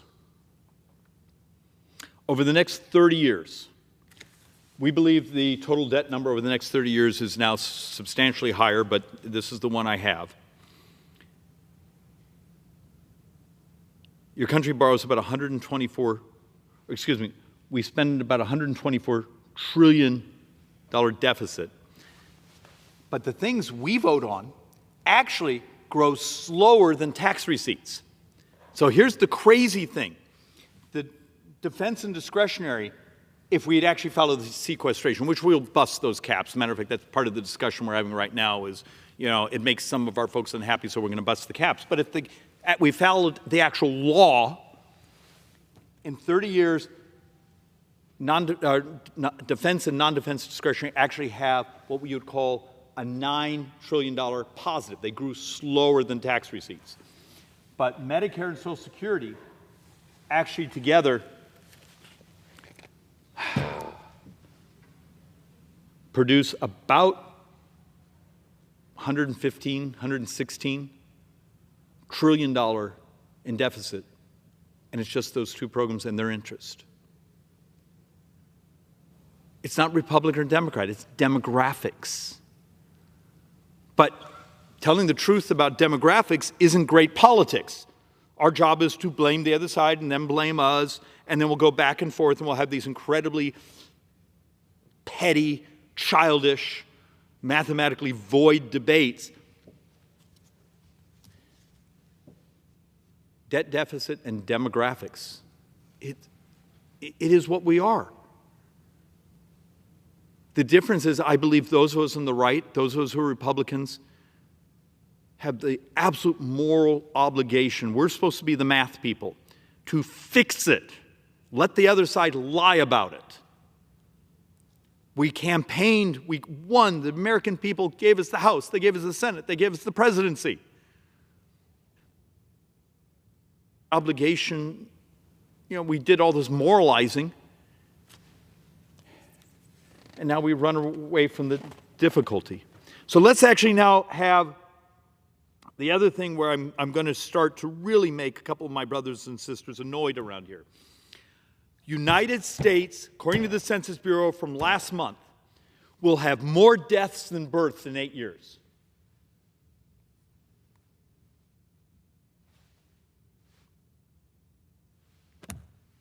Not a single country in the world, and this is not just the United States, it's basically all the industrialized countries, and much of the world is way ahead of us in this almost dystopian collapse of there being young people. No other country has actually been able to change natalist fertility rates, whatever pop culture word you want to use. There's countries out there that on your third child, they buy you a house, and all they did is move fertility forward, and boom, a couple years later, they just moved back to the mean. Why is this a big deal? When you start to understand total fertility rates and what it means to being able to grow an economy, I'm begging you, give this a chance. If you're watching this, you're obviously unusual, you're smart. If you have a shortage of young people in your country, how do you grow? How do you reach productivity? And there becomes, we can do it by policy. You're not going to have more children, But are you willing to make it easier to adopt technology? Are you going to be fearful of AI, machine learning? Are you going to allow synthetic biology to cure diseases? Are you going to promote automation everywhere you can because you're going to have a shortage of workers?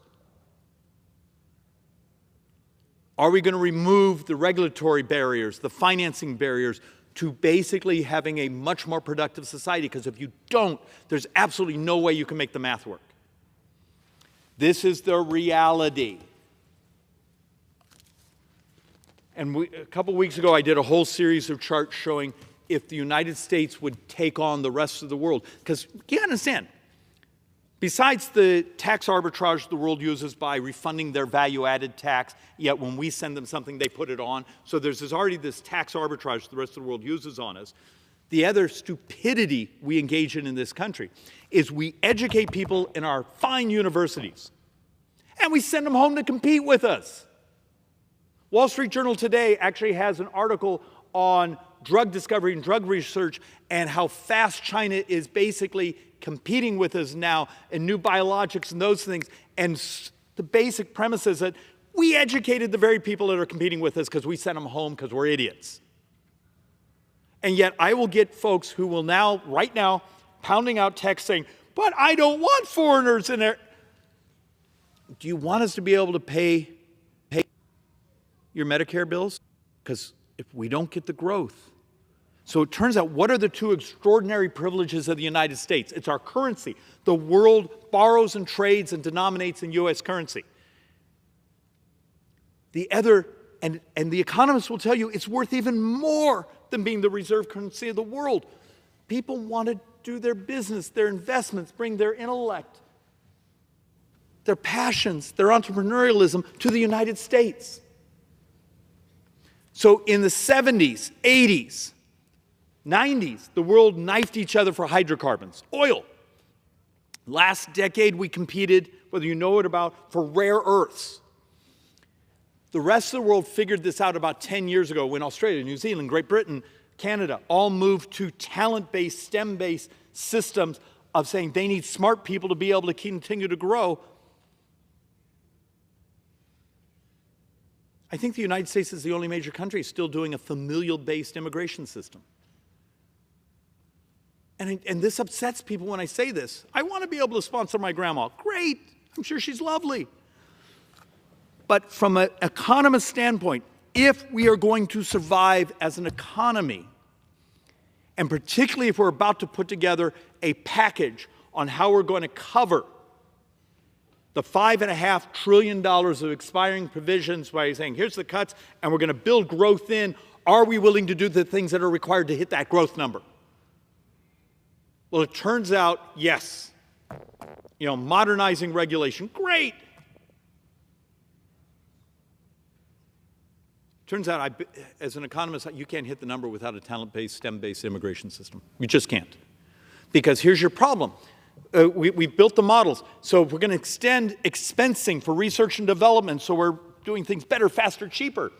What happens when the very companies that are doing that, the research labs that are doing it, continue to show up in my office and say, we can't get enough people. We're being squeezed. We're going to have to do part of the research on the other side of the world. Have we lost our minds? Oh, but David, you can't tell that. That will upset someone. Look, the chaos that was created at the border over the last 4 years crushed the working poor because the working poor sells their talents, their willingness to show up. And now you have millions and millions and millions of other entries. So there's a couple great articles out there basically talking about the working poor's wage growth will probably be flat for the next decade. But there's also part of that same report says you're getting close, I think it was $900 billion, so almost $1 trillion over 10 years of new tax receipts if you move to a STEM-based, talent-based immigration system. And the next decade, it's parabolic. It just explodes because that way you're integrated in the economy. Are we allowed to have that conversation, Mr. Speaker, saying, okay, we're going to do this, we're going to tell ourselves we're going to start growing at these great rates? Are we going to do the very tools that allow us to grow, that allow us to prosper, to allow us to raise the productivity?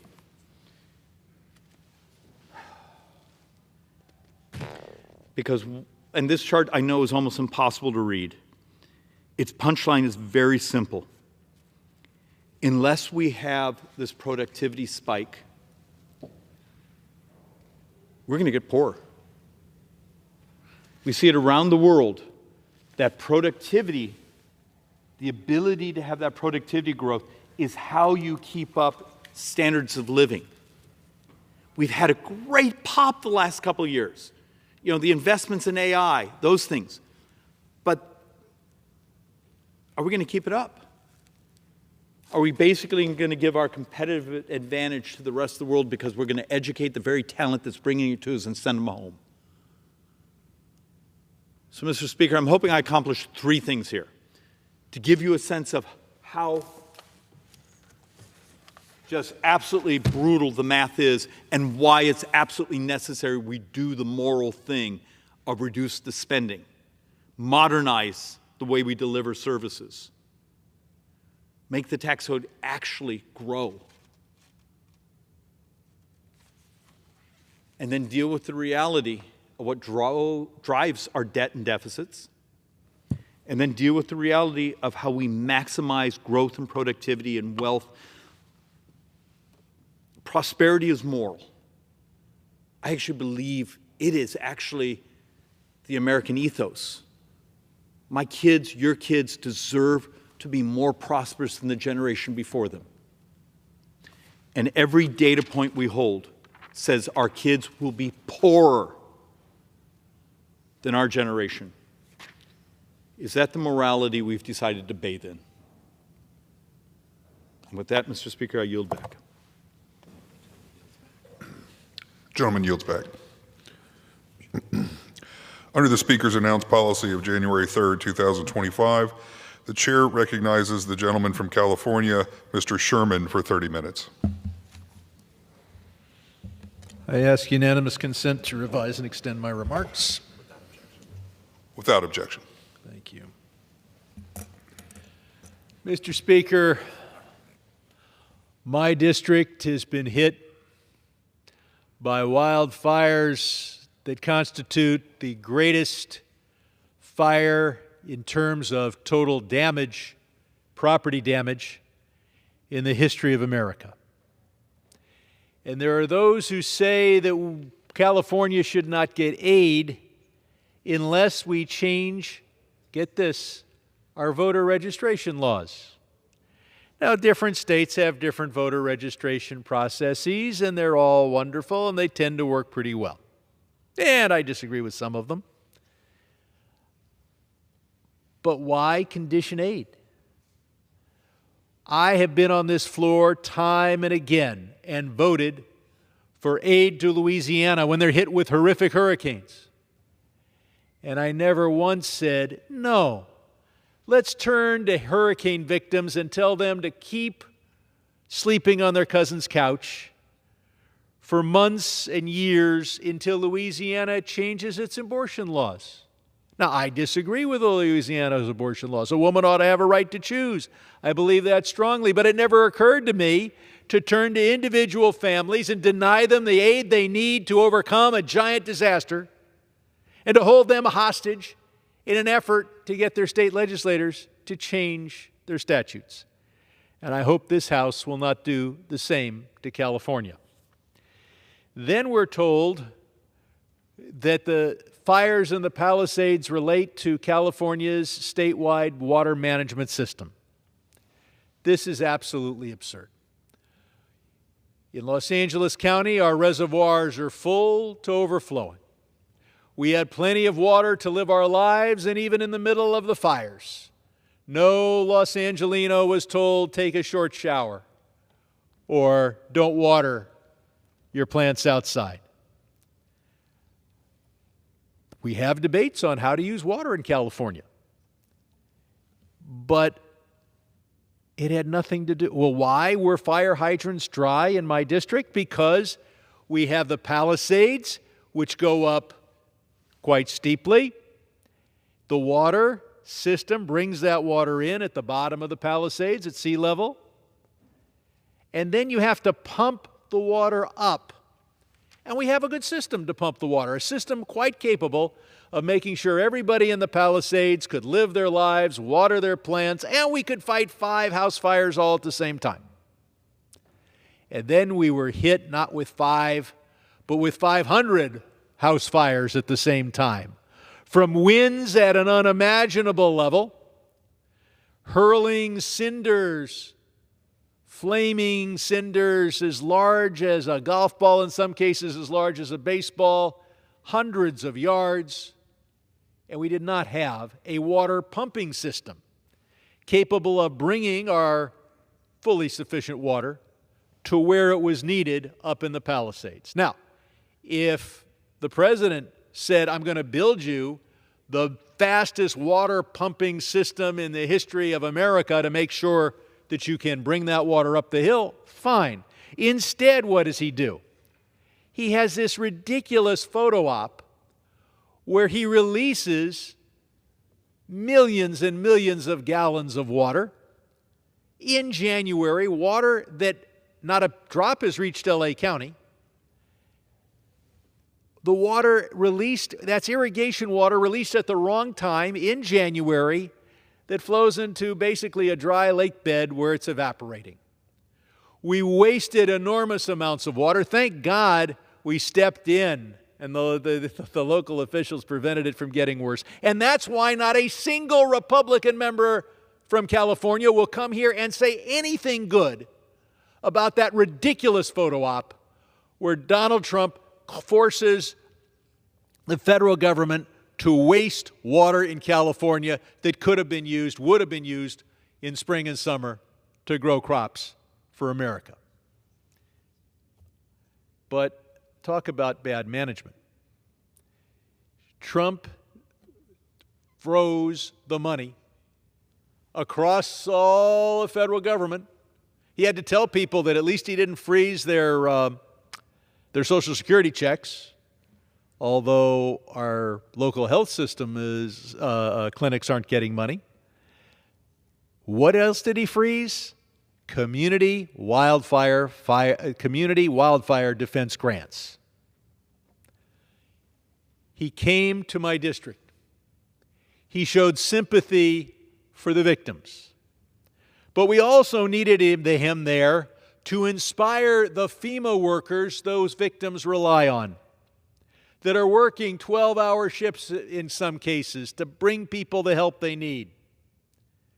But what does he do to the FEMA workers?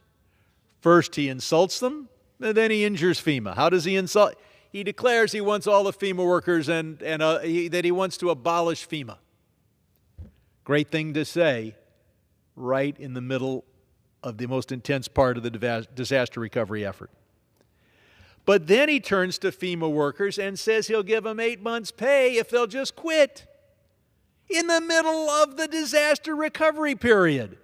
Right when we need them, he wants them to quit, and he's going to pay them to quit. And he applies this not only to FEMA workers working in a disaster recovery area, both in North Carolina and in California, but he applies this to temporary workers. FEMA has probably more temporary workers per capita than any other government agency because there are disasters. They hire local people. Now, if you were only going to have a job for 6 months, you can announce that you're giving up the job and get paid for 7 or 8 months and do no work. Obviously, this will impair FEMA's ability to help the people in my district.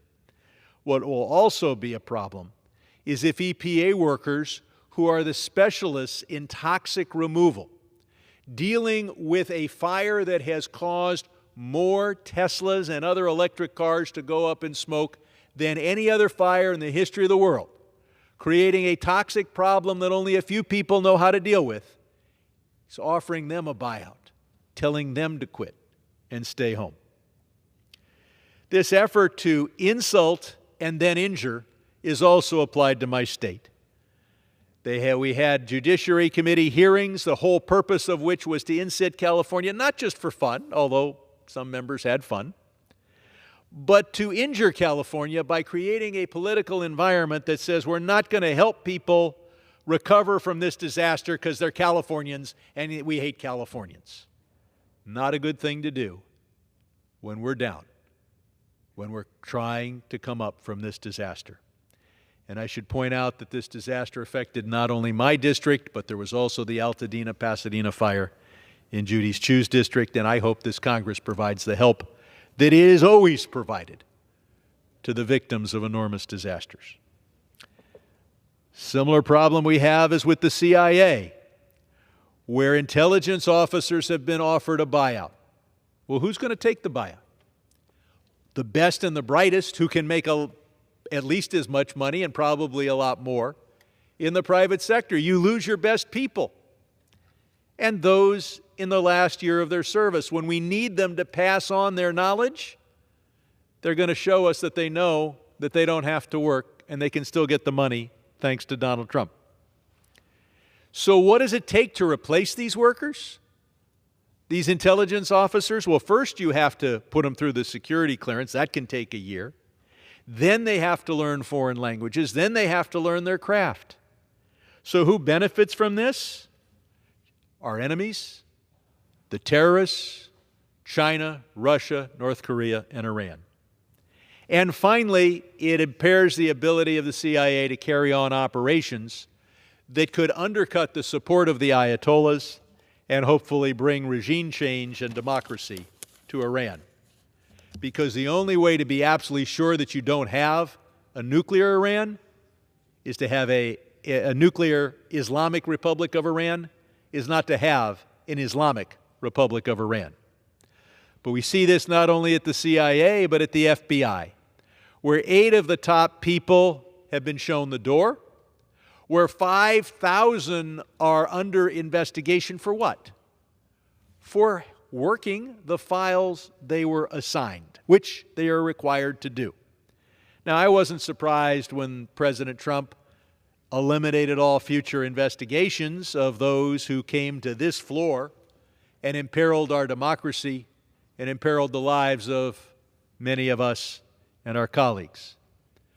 But it does surprise me that just because an FBI special agent was assigned a file, they're now under investigation, and it looks like they might quit, that they might get fired, and they're being encouraged to quit, and they get 8 months, or they could stick around and see whether Trump fires them.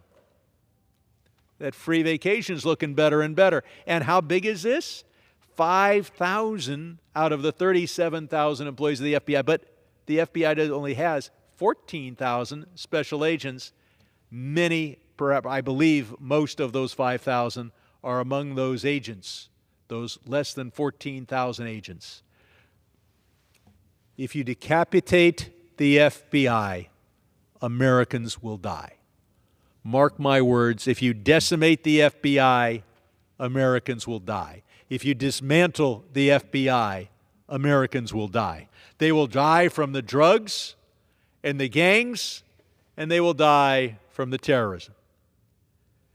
This attack on the FBI is an attack on the safety of all Americans. And another attack that doesn't seem like it's an attack on Americans, but really is the decimation of USAID. Now, I would expect Donald Trump, and I would applaud Donald Trump, if he was talking about reforming, reevaluating, reprioritizing USAID. But instead, it seems that he is focused on dismantling USAID. Now, it's not like nobody thinks that's a good idea. Just today, Vladimir Putin applauded President Trump for decimating and in effect calling for the abolition of USAID. Now, Vladimir Putin doesn't care about the Constitution of the United States. We should.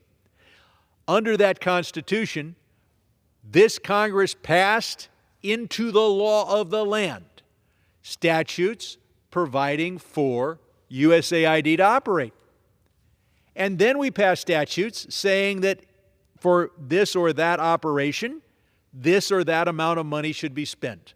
Laws of the land creating the programs, laws of the land indicating how much money should be spent on those programs. Those are laws. They're being shredded by King Donald I. So Who benefits from this? Well, 3 beneficiaries: China, disease, and mass migration.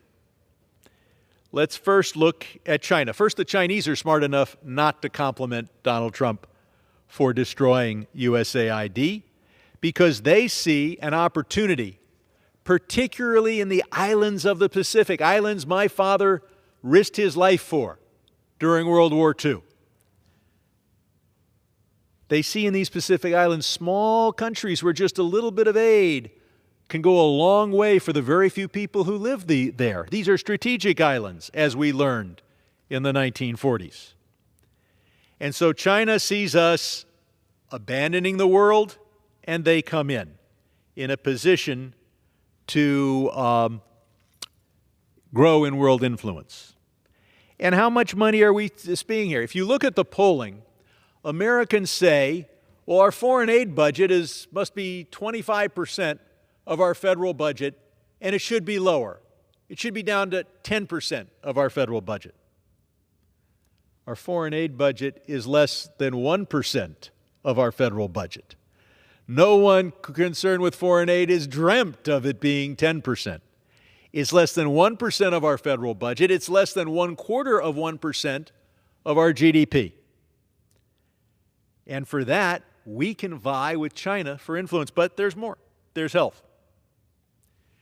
A lot of USAID money is spent to deal with malaria, HIV/AIDS, tuberculosis, Ebola, and bird flu. So if you have no morality, if you do not care whether the world's most powerful economic engine does anything to help the poorest of the poor in the world, you might at least take a look at the health effects. Because every time one of these communicable diseases flourishes abroad, it can come here. We saw that with HIV/AIDS. We fear that with Ebola.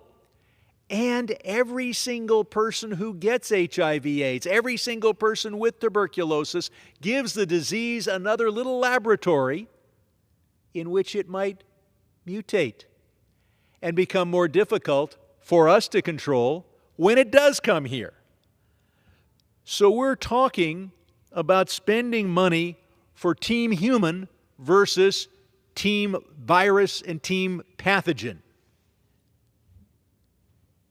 How much will it cost for us to treat people if there's a new disease, a drug-resistant strain of tuberculosis, or a drug-resistant or more communicable version of HIV/AIDS?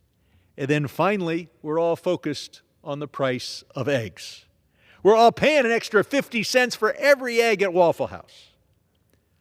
Bird flu is combated by USAID around the world, and every chicken that gets bird flu in a very poor country is a chance for that flu to mutate and come to the United States in strength and form.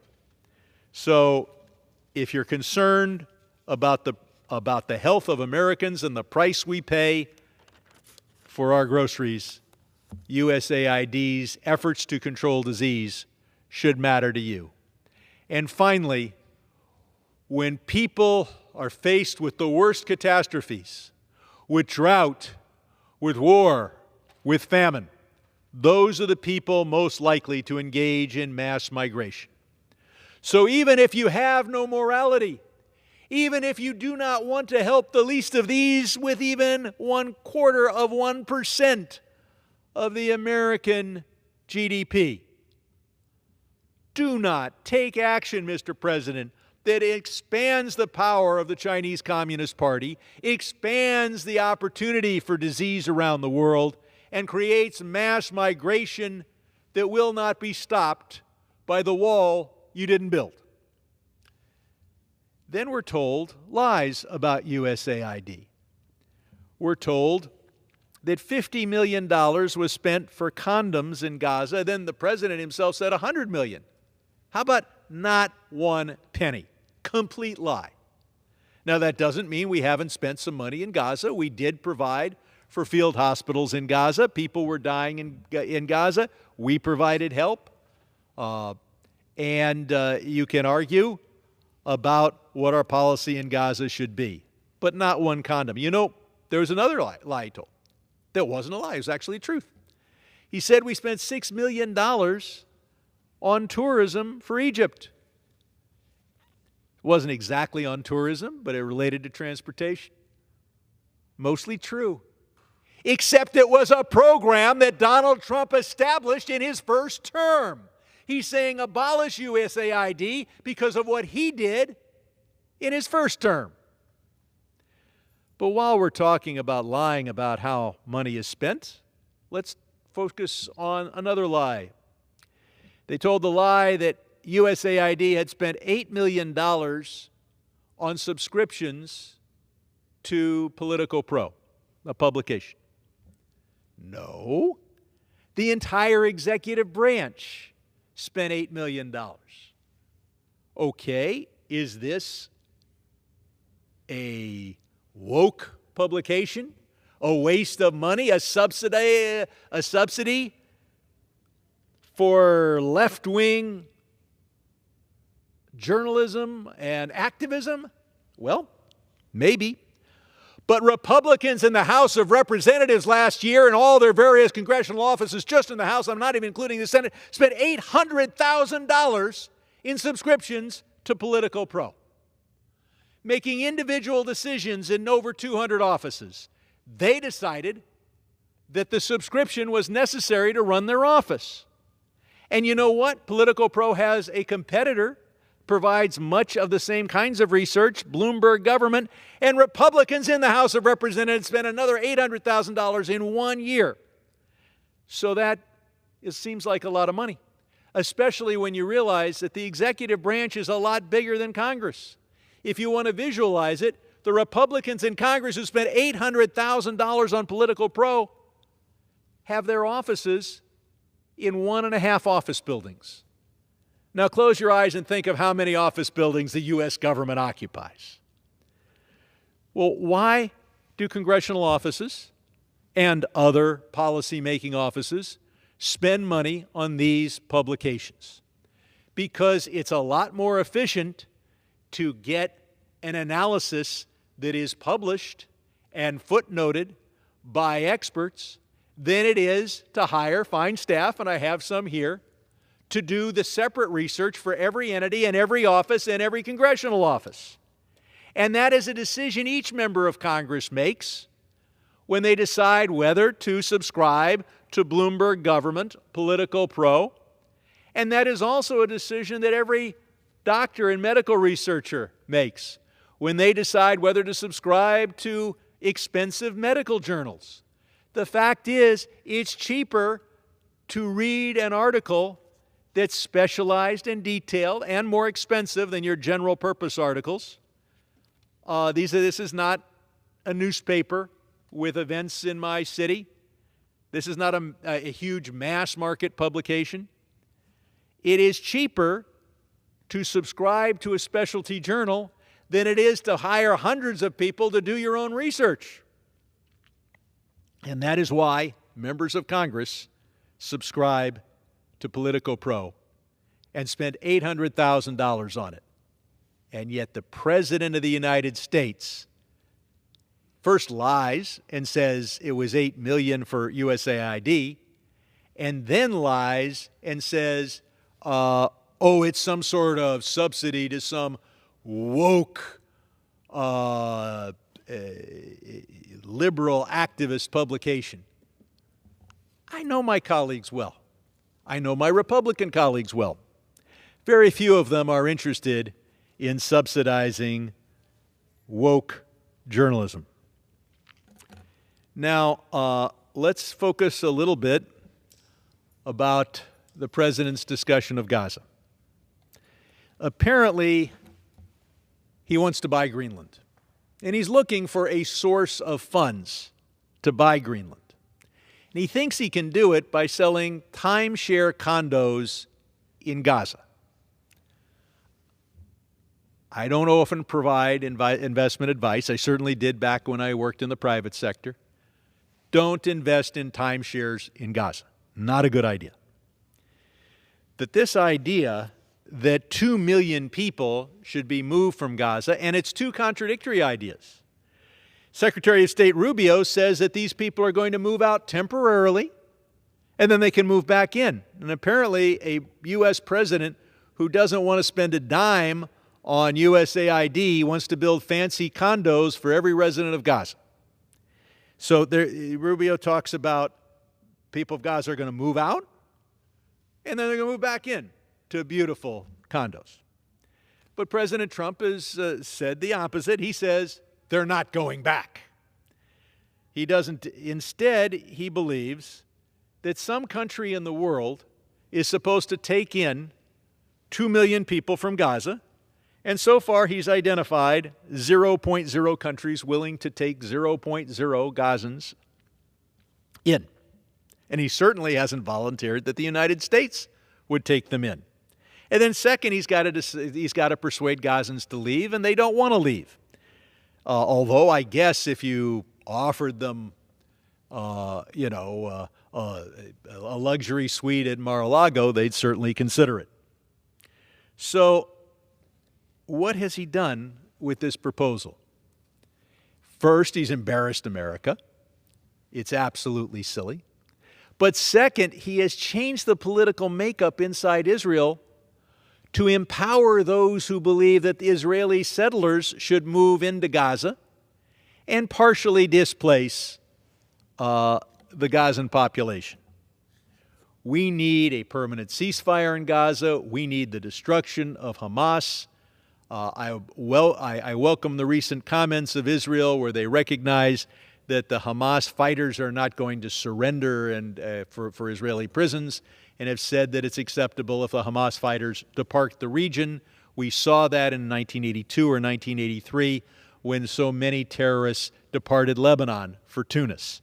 We can see a situation in which the people of Gaza, without Hamas, are able to live in peace. It's not going to be easy. I'm not predicting that it's going to happen, but that is certainly our goal.